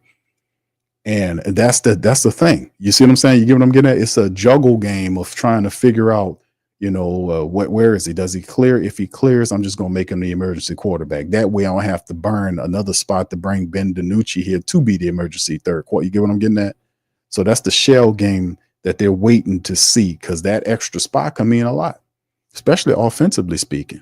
That's why I was like, man, listen, we need to see what we can do. When I keep hitting on this other speed component, man. All right, so anyway, running back, of course, AK-41, Kendre Miller, Jamal Williams will be the running core that we have. Marquez Valdez-Scantling, Kevin Austin Jr., Cedric Wilson Jr. And like I was saying, Dante Pettis is used mostly as a kick returner. Mason Tipton has been active, he's been a healthy scratch. Let's just say it like that for the last several weeks. And I was kind of hoping that, new quarterback, maybe Mason Tipton can come back. He played early in the year. He kind of struggled, but he's a young player, right? He's been on that active roster, even though he's been a healthy scratch. Why not kind of bring him to here, because we need his speed component. You know, he had a chance to watch these games. Why not bring him back? You know, bring him on back and see what he can do. He could take the top off of defense. He's a threat downfield. We could use that. We need some, but we need to stretch that defense. Especially that special team. We need to stretch them guys out so we can be able to run that ball. Just trust and believe. Fam, listen. Let me go over this, then we're gonna get into it. But yes, I've been advocating for Mason Tipton being activated to help us as a speed component. Then we go Jawan Johnston, Foster Moreau, Dallin Hawker, the tight ends. Adam Prentice is the fullback. Line is Fuaga, Patrick McCoy, Cesar Ruiz, and Penny for the second straight game. We'll have our complete starting 5 linemen that we started the year off in weeks 1 and weeks 2 before McCoy got hurt in the Philly game, the first series of the Philly game. And was done all the way up until a couple of games ago, right? But we have those guys back. Now, listen, we did the tape on all 22 film work on Patreon for the family members who want to join that. The bottom line is I did not like how the Saints offensive line played in that game. And you kind of, I don't say I won't give them a pass, but you kind of understand because there was a rust factor, right? Besides the practice, that previous week's work, the practice leading into the Giants game, there was some rust going on. It wasn't as clean or dominant as a game that I wanted for our offensive line. They didn't play with the same dominant mentality. You can tell people were losing one-on-one matchups collectively as a unit. They just did not look good. You seen Penning get beat. You seen Cesar Ruiz turn into Cesar Salad Ruiz again because he's getting shredded out there. You seen McCoy slow to the party. You've seen Lucas Patrick get beat a bunch of times. It was just as a collective for the offensive line, it just wasn't a good look, especially against the Giants defensive line, which they were banged up, and it's the freaking Giants defense, right? I was expecting our starting 5 guys to actually have a better performance. But in this game against the Commanders, after you did that, I don't want to hear it.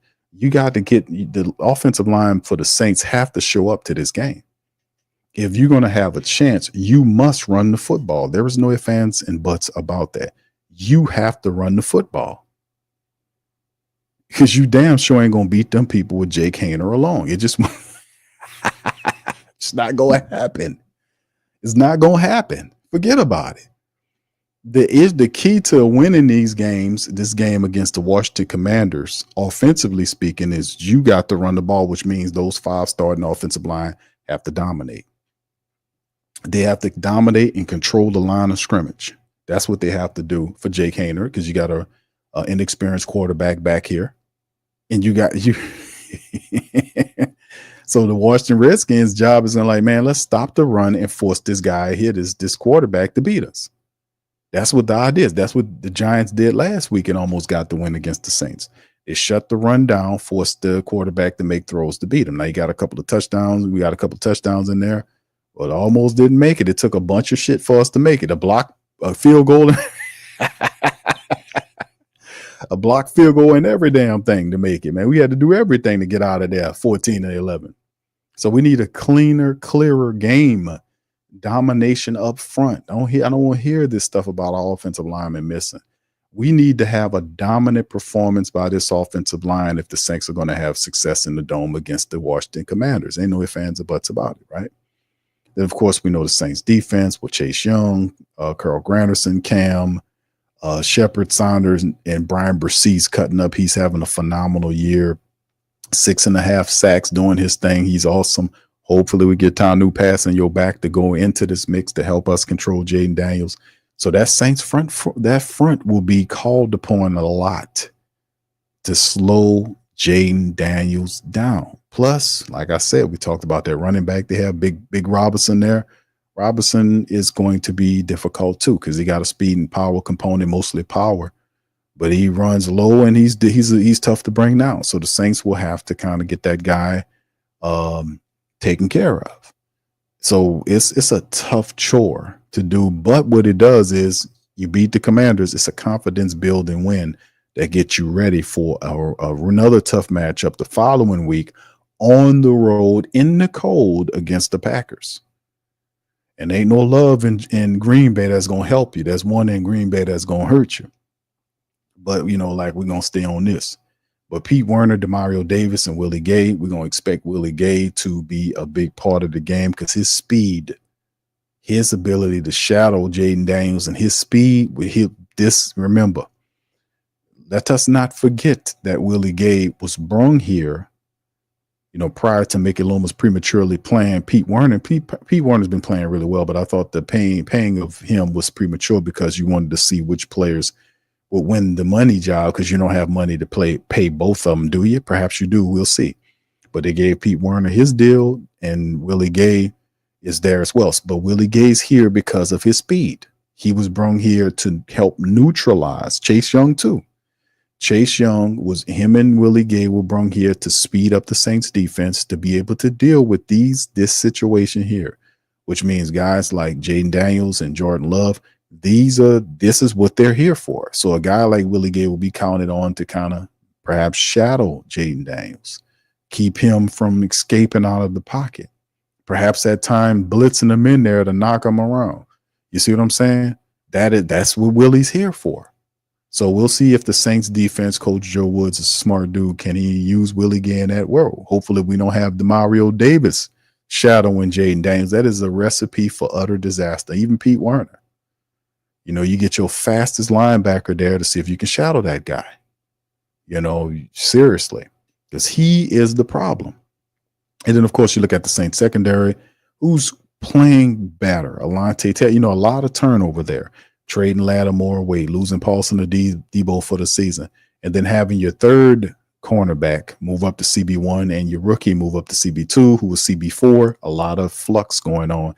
And then your nickel was a guy that wasn't even on the active roster. He was on the practice squad, and Ugo Amadi, who's really been special. So we can talk about Kool-Aid, we could talk about Alante Taylor, but Ugo Amadi, who was playing safety and special teams for the Saints, slid right into that nickel position, and that little guy is phenomenal.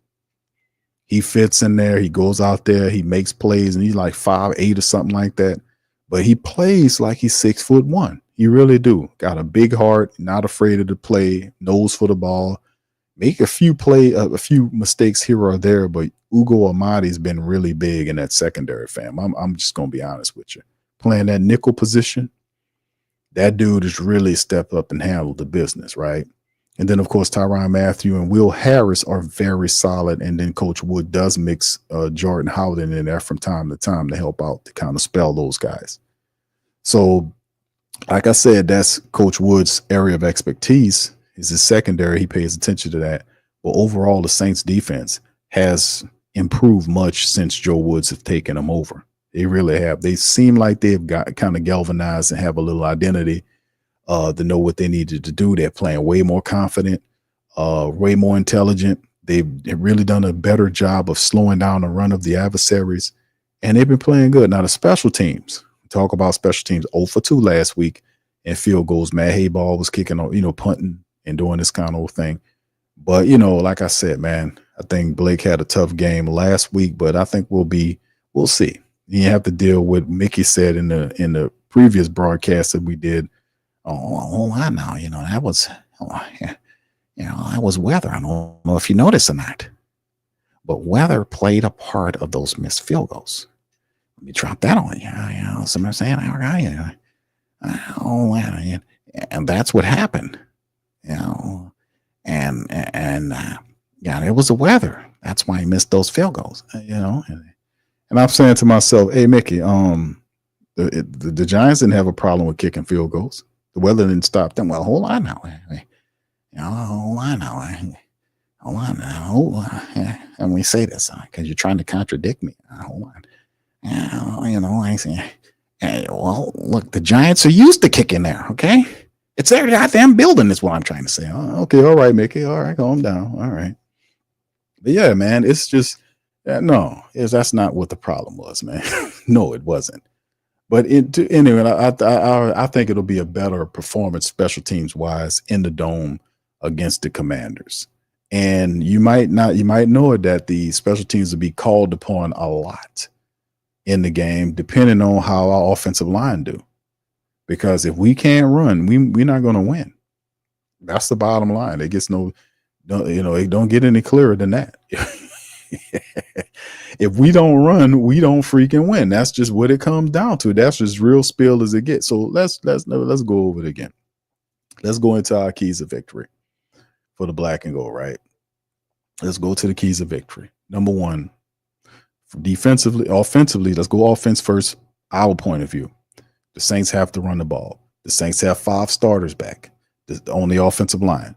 The Saints 5 starters have to have more of a community, a positive approach in terms of blocking as a community, moving forward, dominating the line of scrimmage, opening up running lanes for Alvin Kamara so he can be able to carry the day. Also, Kendre Miller will help Alvin Kamara, so we'll have to run him into the ground.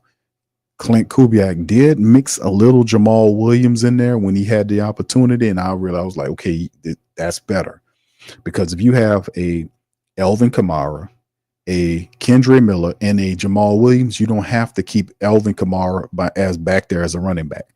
Of course, he gets the ball and runs, and as a running back, then you kind of move him out there, maybe move him out to take reps at wide receiver. Put Kendre Miller back there. You see what I'm saying? That way, you decoy Kamara as a wide, because you need help at the wide receiver position anyway. And Alvin Kamara leads the team in receptions. So he's your top wide receiver anyway with all these with Chris Olave and all these other guys going. So why not use him in that? Move him out there every now and again to kind of help force the defense to pay attention to him. And when they do that, we run with Kendre Miller. We north-south running. We mix in a little Jamal Williams right there. We move Alvin around. That's what I'm saying. That's how you be able to create opportunities. You got to move Alvin around just like they use MVS around. You move MVS. Taysom Hill ain't the only mismatch nightmare we have. We had, like I said, we have Alvin's a mismatch nightmare. You move Alvin out there as a wide receiver. You move him over here. He can run the ball here.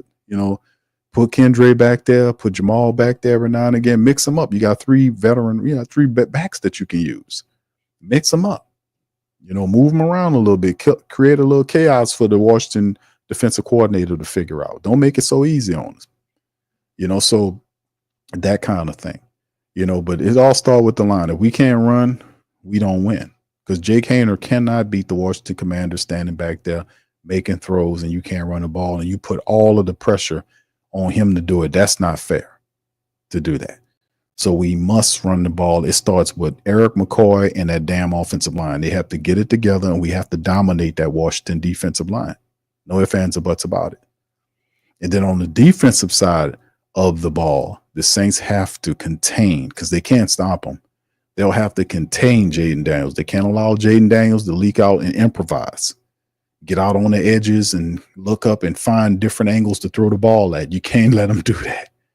You got to, and then that's the, even though we talk about the Saints offensive line, I think they have a better chance of running up against the defensive line for the Washington Whataburgers than I'm looking at the opposite side when I think about the Saints defense being able to contain Jaden Daniels, because every game they show you that even though they get out there, their pressure has been getting better. It's dumb pressure. And what I mean by dumb is it's not smart. Like you're supposed to pressure in a certain way. Like I said, I played linebacker. The coaches set it up where they don't leave big gaps of area of field left or lanes to create escapability options for the quarterback. It's not designed that. The defense is supposed to be designed where you blitz and you putting pressure on the quarterback to make a quick decision to speed up his process to throw the ball, which favors your cornerback because the route has not been completed. So if you force him to throw it early, more than likely that'll probably turn into an interception or an incomplete pass. You throw off his timing. That's the idea, right? Because all this stuff is timed anyway, and it's about speeding the quarterback up, and making him throw the ball early or getting to him for a sack, whatever you got to turn over. But you cannot blitz or even pass rush Jaden Daniels and then create an area where he has a lane to escape, because he don't need much. He don't need much. And then you have to constantly spy him. So the Saints are going to keep a guy on him. They got to. He's too dangerous. You got to keep a guy on Jaden Daniels. And I figure that's going to probably end up being Willie Gay. He's the fastest linebacker you got. That's the guy you need to shadow him with. So We'll see how they all move, man, and how they all shake and bake. But yeah, it all started with Jaden Daniels. You cannot allow Jaden Daniels to leak outside of that pocket and improvise plays upfield or take off and demoralize the defense like they got you 3rd and 15. And then next thing you know, Jaden Daniels takes off and picks up 20 yards or the 15 yards. That's a demoralizing effect to a defense to have you 3rd and long. And then he runs and picks up the first down. We can't let that happen. Now that's the biggest, what's the word? The biggest issue, I guess, for lack of better words, that I would be concerned with is that because the Saints have not exhibited that consistently to be able to stop a dangerous scrambling quarterback, then Jaden, you see what I'm saying? They have not showed that. Even when we've seen that in the recent games, especially over the last couple of games where quarterbacks get the moving and shaking around in there, and the Saints get the pass rushing, and then they create out a lane, and Chase Young will overcommit to one side, and then the quarterback has this lane. He just take off and pick up the first down and get 5 or 6 yards. Man, no. And Joe Woods talks about it, but he has to heavily emphasize that because that can really kill the Saints. That can flip the game big time if you can't slow the man down. You stopping him from passing, but he running all around on you. That's my biggest I guess issue or apprehension in terms of dealing with the Saints against the Washington Commanders. That's it right there. And then of course the other stuff is y'all already know about keeping your turnovers down, limited the pre-snap penalties and all this kind of nonsense. And of course, forcing turnovers, that helps to create short fields, taking advantage of that, and just playing smart. Just being the smarter team, the more disciplined, smarter team. You're going to be in the dome. And I don't know if that's a good thing or bad team because the Saints are sub 500 in the dome. They don't seem to play well in the dome, and a lot of that happened under the 7-game losing streak there. And of course, Coach Rizzi's had some success as of recent. So let's hope that turns around. But man, I'd rather have them here than to have them up there. So 5-8 against 8-5, man, that's the top keys there. We got to get Alvin involved, move MBS around. We need another speed weapon. May hopefully activate Mason Tipton to kind of help put some stress on that Washington defense. The secondary they have is very good. They do have pass rushers that'll get after you, and that's not a good thing. The defense is licking their chops looking at the Saints offense with Jake Haener back there. The linebackers like Fowler and Louvu and those guys are licking their chops looking at Haener like he a big lamb chop with barbecue sauce poured all over him. They licking their chops looking at Haener. So, like I said, man, their side of it is they're gonna try to stop the Saints from running the ball and force Jake Haener to beat them. As simple as that. They're gonna try to mimic as much as they can what the Giants did, except if their defense did what the Giants defense did, I'm more than certain that Jaden Daniels won't struggle offensively speaking, and do it just on his legs alone. He can be able to, do some stuff. So at the end of the day, like I said, man, we'll see how it all fares out, but that's my keys to victory. For the Saints to get it against Washington Commanders, it's an uphill battle like a dog. Now, the biggest thing, the encumbrance we talk about in terms of Jake Haener taking over, and we listened to him early in the show. Jake Haener, to me, if you look at him, he's very confident. It's like, I'm ready. And I really do think he is, because the offense is not complicated, fam. This offense is not complicated at all. It really isn't. And the major problem for Jake Haener would be the speed of the game, like speeding itself up, being decisive, not being nervous, but calmly going over your progressions. If you see a lane you need to take out on and you fill the pocket, take off and go get you some 5 yards, slide, try not to take a sack, try to throw the ball away to avoid a sack, go through your progressions, do it, that kind of thing. But like I said, it shouldn't be totally on Jake Haener. It should be the Saints running the ball, setting up the play action to help him see the field better. And I expect a bunch of rollout plays like you've seen with Carr, because it's the same thing they do to make the game simpler. Because if I roll you out, misdirect, the Saints' second favorite play is the misdirect to the left, roll the quarterback out to the right, that shortens the field. So he might have two options. He might have a check down running back there, or he might have a wide receiver that's 10 yards up the field that he has to throw to on the run. Get ready to see a bunch of those. So we'll see. I told you this offense is not complicated. It's not so I think he'll figure it out, man. This offense is not complicated at all, bro. Just gonna be honest with you. So that's all I got on that. All right, let me hit the family members up, man, and holler at y'all, man. We go to the poll, man, to kind of get it, man. Y'all look at the poll again. I go back to the poll. I'll win 50 minutes later, and the poll says, do you agree with the call to start Haener versus the Commanders? Do you agree?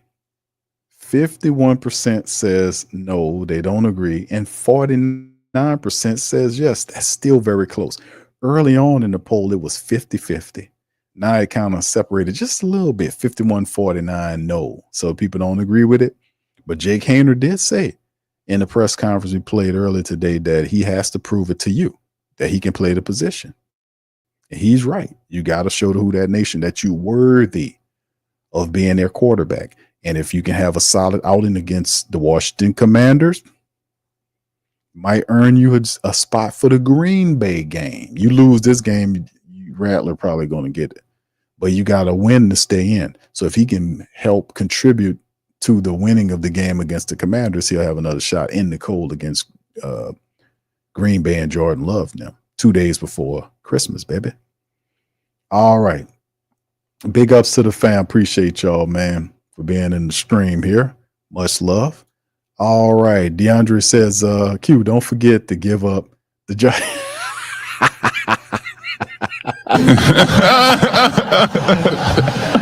Yeah, that's right. The draw play. That's right. Thank you, bro. Appreciate you, man.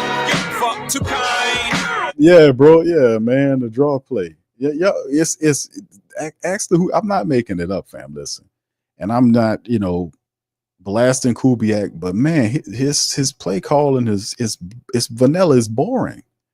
You're like, what you mean, Q? What you mean is boring? I'm saying, fam, it's like he got like certain plays that he just used over and over again. I'm like, damn, I thought we had more than this. And what I'm saying is, with 4 games left to go, we have a month worth of games left to go before the NFL regular season is over with. So in 4 weeks from now, you'll know if you got a P team, y'all know what I mean, going there. Not going to say the word until it actually happens. Or another team that's headed toward the draft again, That's what in 4 short weeks, you're going to know the answer to this, or what the record's going to be. Some people already know it. But what I'm saying is, with 4 weeks left to go, you're supposed to have pretty much went through a lot of the playbook. People have been able to be in here enough. There's a ton of practices that happen since when preseason happened. It's been a long season. It's a ton of practices in between the games that they run in the same stuff. First team, second team, even third team, all running the same stuff, the same playbook to get them familiar. At this point of the year, we supposed to be seeing some other stuff right now. That's all I'm saying. We shouldn't keep seeing the toss to the left or right play where the quarterback rolls out, or the play when Taysom was in the game and Derek Carr rolls out to be a wide receiver and then Taysom gets I was so tired of seeing that play. I'm like, dude, we running this play again. One game he ran that like 4 times. I'm like, dude, what? Dude, where the other plays at? I'm just trying to, where was the stuff you said we was going to let the season going to get out? We're going to roll out. Where's the other stuff? Where's the other stuff? This is when you're supposed to be showing the other wrinkles, the other stuff that you've been promising to show, because you had to get them familiarized with your offense. Where's the other stuff? That's what I'm asking for. Where's the other stuff? Shit, we got 4 weeks left to go in the regular season. If you don't show it now, you might as well keep it. You dig? Oh man, I don't know. Yeah, I don't know. I don't see it. All right. Anyway, let me get a few questions, fam. If y'all want, as I get ready to leave in the next 10 minutes, y'all please feel free to throw y'all questions in there, and I'll do my best to answer them. Shout out to y'all. Y'all also, please, if y'all join the stream, please do me a service, hit the like button, and feel free to share the show on your social media feed. If you're not a sub, please hit the sub button, man. enjoying the Coma, man. We up in this thing. All right. Yo says Q, Tanu not playing. It's a game time decision, bro. We'll know that probably tomorrow morning. If not tomorrow, sometimes probably it'll be announced a Sunday prior to the game. So we'll know. But this is to be the third straight week of him. I'm hoping, man, because we could really use him against Jaden Daniels to get him in there in the internal inside the defensive line. You can move him around. Really need what he brings. Him and Brian Brissy and all of them. That makes the interior. It makes it that much better. He's a really good complement player insofar as the depth of the defensive line. So having him healthy and back there, that's a big plus for us to get passing your back there, man. Big plus. Very solid reserve for us. So it's a game time decision. We'll see. Hopefully you'll be back. All right. Thank you. Shout out to you, Benny. How you doing, Benny? Thank you, man. Appreciate you. T Dirty. What's up, T Dirty? Shout out to my brother T Dirty, man, in the building as well. Barbara. Shout out to the Queen Barbara. Much love, brother. Rose says, nah, Q. Kubiak ain't built for all that. That's way too much of an adjustment. Yeah, there you go, bro. I hope I picked up the energy of that comment, brother. Hope I nailed that. We'll see. Yes, Barbara says Kubiak is Carmichael 2.0. What y'all call him, fam? What y'all called him, Pete Kubiak?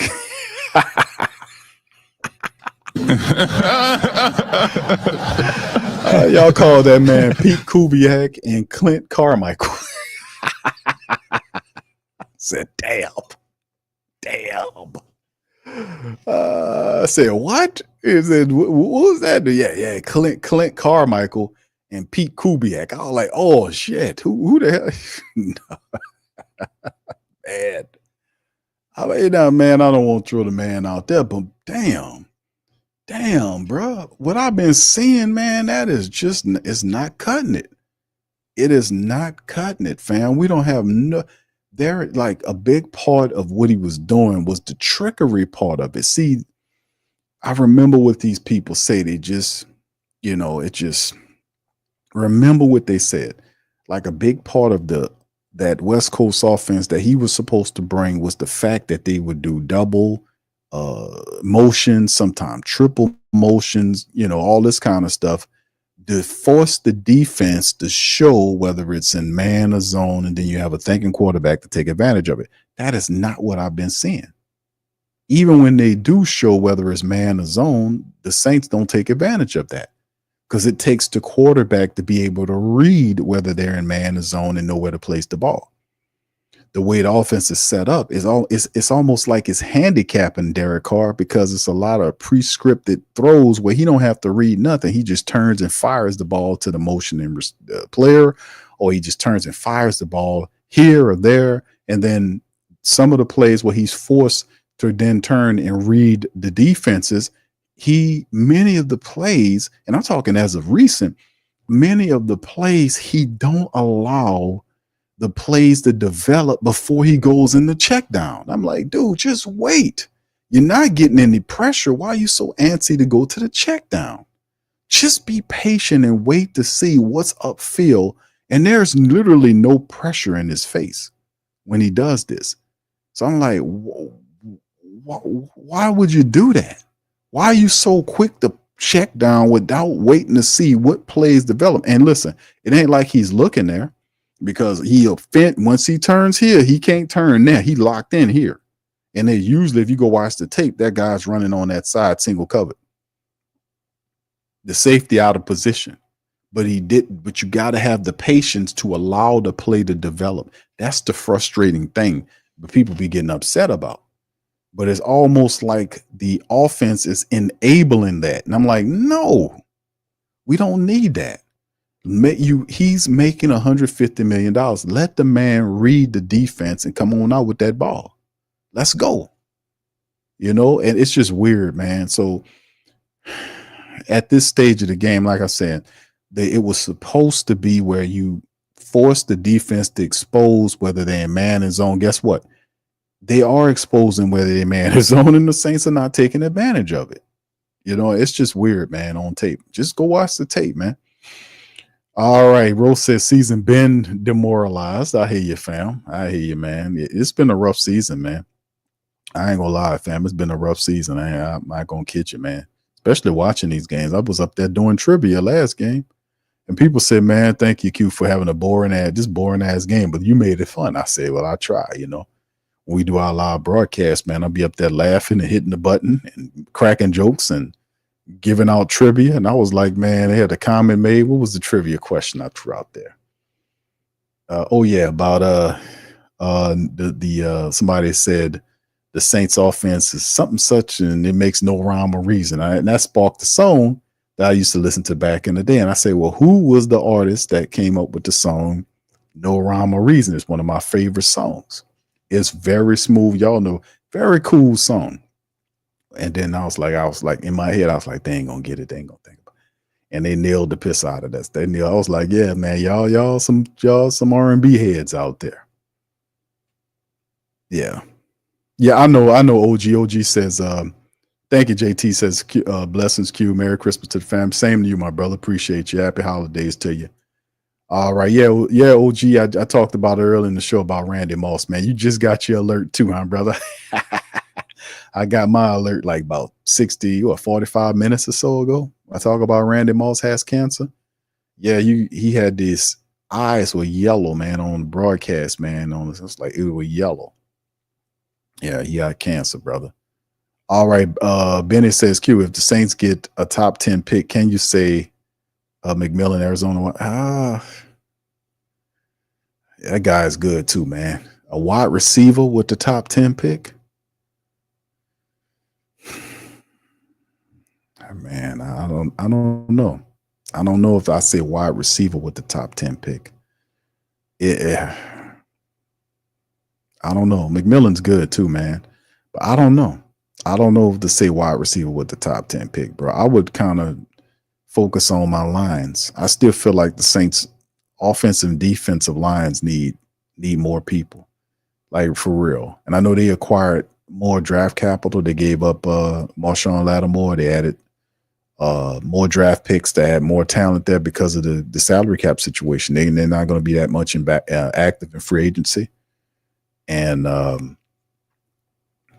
it's going to be a hassle and a half. So they're going to be counting on young people and undrafted people and cheap veterans to kind of get through the next couple of years just to try to be competitive. But it's ultimately the Saints want to win to finish out this year, man, because it really doesn't benefit them to miss the playoffs. So there's a pressure for them to finish out with a winning record and at least try to see what happens, which would be as possible, but it's going to be very difficult to do. Even if you can get past Washington, Green Bay is a whole nother monster. Green Bay is good. And then you got to go up in the cold to beat them. With an inexperienced quarterback or a quarterback, if the guy's healthy enough with a fractured wrist, man. You know what, fam, to keep it even super honest with you, the problem with the Saints is they don't have any identity. That's the thing. It's the same thing with the Pelicans. I don't know how the team doesn't have an identity. What's the identity of the Saints? What's their identity? What do they do? What do they do well? They don't run well. They don't pass. What do they do? They don't have an identity. That's the issue. And usually when you're a team, you haven't established an identity, you're not going to win many games, especially you can't beat a team that has an identity and you don't have none. You don't know who the hell you are, but they do. That's a noticeable and sizable advantage over you, because if they know who they are, they can tap into all that to beat you because you don't know what you are, and that means that you're undeveloped in those areas. You can't beat somebody that know what they're doing. It just won't work. I mean, that's the problem with the Saints. They don't have an identity. Same thing with the New Orleans Pelicans. Pelicans, what's their identity? Are they a defensive team, offensive team? They don't have no identity. That's why they're losing like that outside of the injuries.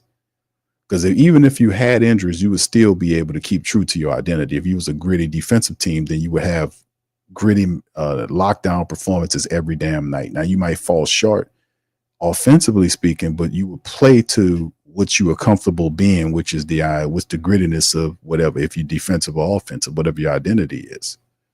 They don't have that. Like, you know what a Miami team will give, or you know what these other teams going to give, because they use their identity. They're good at that. They fall into that. Man, you don't see that with the Saints. But in so far as to ask you a question, Benny, I don't know if I see McMillan as a pickup for the Saints in the first top 10 pick. You know,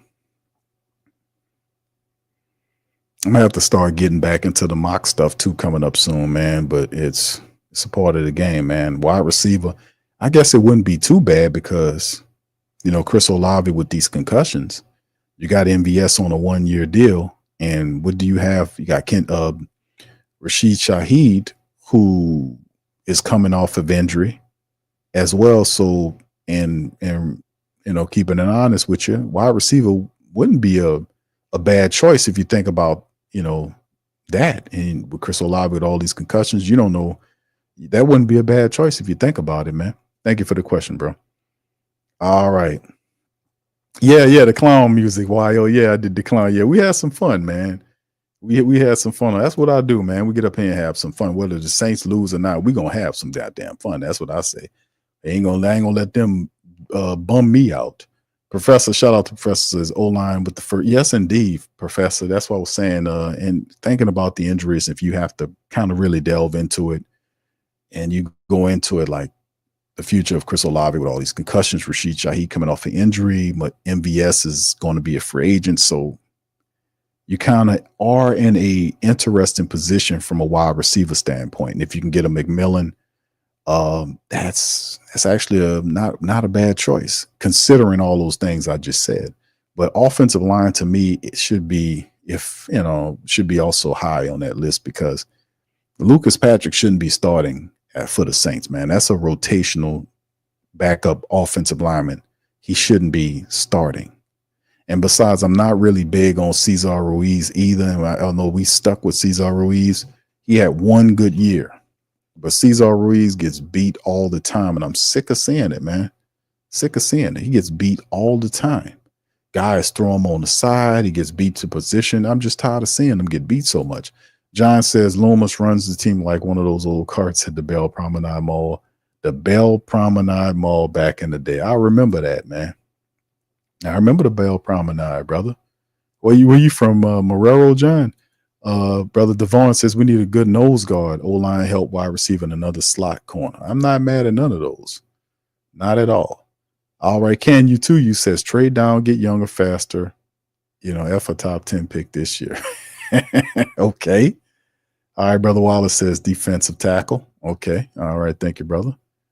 All right. Okay. Wyo says Saints should try to get Justin Fields. That's interesting, man. I ain't know Fields was up to, I guess, is he up for trade? I don't know, man.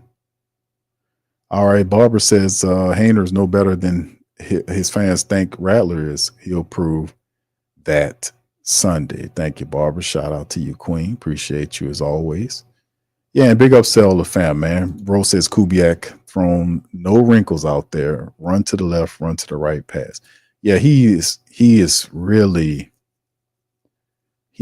basic, man. His offenses are really basic. And I don't know if you could say, well, he don't have his people, that's why he got to run basic offense. I'm like, I don't know about that, man, because Derek Carr came off that injury a while ago before he got hurt again, and he was out there, and there was plenty of time for him to pick up some more offense, and he didn't. I don't know, man. I think we need, where are the other wrinkles that they promised? It's supposed to be another layer to his offense with 4 games left to go in the regular season is all I'm saying, but we shall see, man. We got a month worth of games left, don't we? All right. So anyway, fam, get ready to get out on there. I hope y'all enjoyed the stream. Hit the like button, hit the subscribe button. Feel free to share the show on social media and groups, wherever. Also, shout out to our platform sponsors, man. Check the links in the description section below. There's a special going on for Mint Mobile right now, man. They sent me, I don't have my darn phone on me, but I'm gonna have to break it down. But I'm gonna have a new advertisement for Mint Mobile. They got a sale going on, like 50% off. Check it out. The link is in the description section below. Teach Henley, 20 to 40% off. You know, a lot of these services are having good holiday sales going on. You want to check out, and of course, Bet Online. If you don't make money with the Saints, make money on the Saints because they doing it to you, baby. You got that? So anyway, with that being said, man, listen, we'll be back on our Friday broadcast, Saints versus the Commanders, man. We'll start it off at 11:45 with the preview. We have all the announcements and everything going on, fam, as usual. So much love to y'all. I'm going to holler at y'all then. Much love. Who that to you. Peace. Yeah. Boogie like Benson, I'm a who that. I'm a who that. Long as I'm living, I'm a who that. Lose or winning, I'm a who that. Sports Coma, yeah, this is where we do that. Where we do that, where we do that, where we do that, where we do that, where we do that. Boogie like Benson, I'm a who that. I'm a who that. Sports Coma, this is where we do that. Where we do that. Welcome, welcome, welcome. Somebody please better help. Running this thing like Elf. I thank God every day I'm not a felt.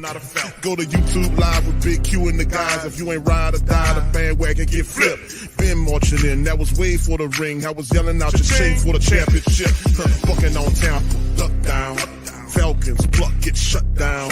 Panthers ain't much touchdown. The vision really belong to us now. So much hate on the Saints, you could probably tell. Ever since Bounty Gate hit the NFL, when things seem fishy and you probably smell the crooked referees on Roger Goodell. Yeah, probably like this and I'm a who that. Every day I'm living, I'm a who that. Lose or winning, I'm a who that. It's the Sports Coma, this is where we do that. Where we do that, where we do that, where we do that, where we do that, where we do that.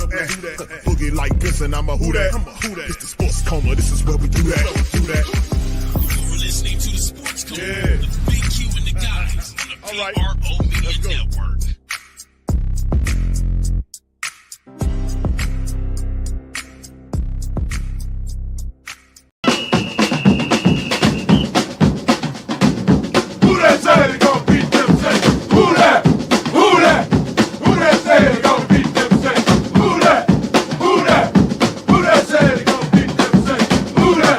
Bet Online is the world's most trusted betting platform and your number one source for online betting. From the earliest odds to in-game live betting, Bet Online provides you with all the action, the ability to watch the games as they happen. With the largest selection of odds on everything from football, NBA, and college basketball, NHL to UFC and MMA. Head to Bet Online today to get in on all the action with America's most trusted site for online wagering. Bet Online, the game starts here.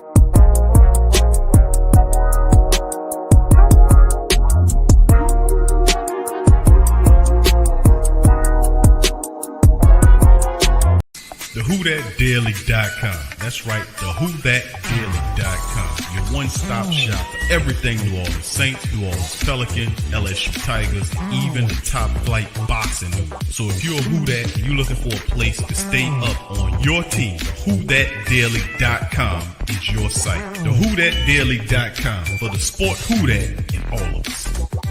That's right, the Pro Shop is the platform store where you can go and buy all the latest merch to support the platform. Available at the Pro Shops, we have dozens of hundreds of products available for you and your family. Unisex tees for men and women, hoodies and sweatshirts, tank tops, kids and baby items, long sleeve tees, mugs, pillows, wall art, bath bedding, face masks, phone cases, stickers, bags, fanny packs, socks, hats, and many other items. Please feel free to check out the Pro Shops. The link is in the description section below. Remember, it helps the platform continue to grow. Check out the Pro Shop and Who Dat.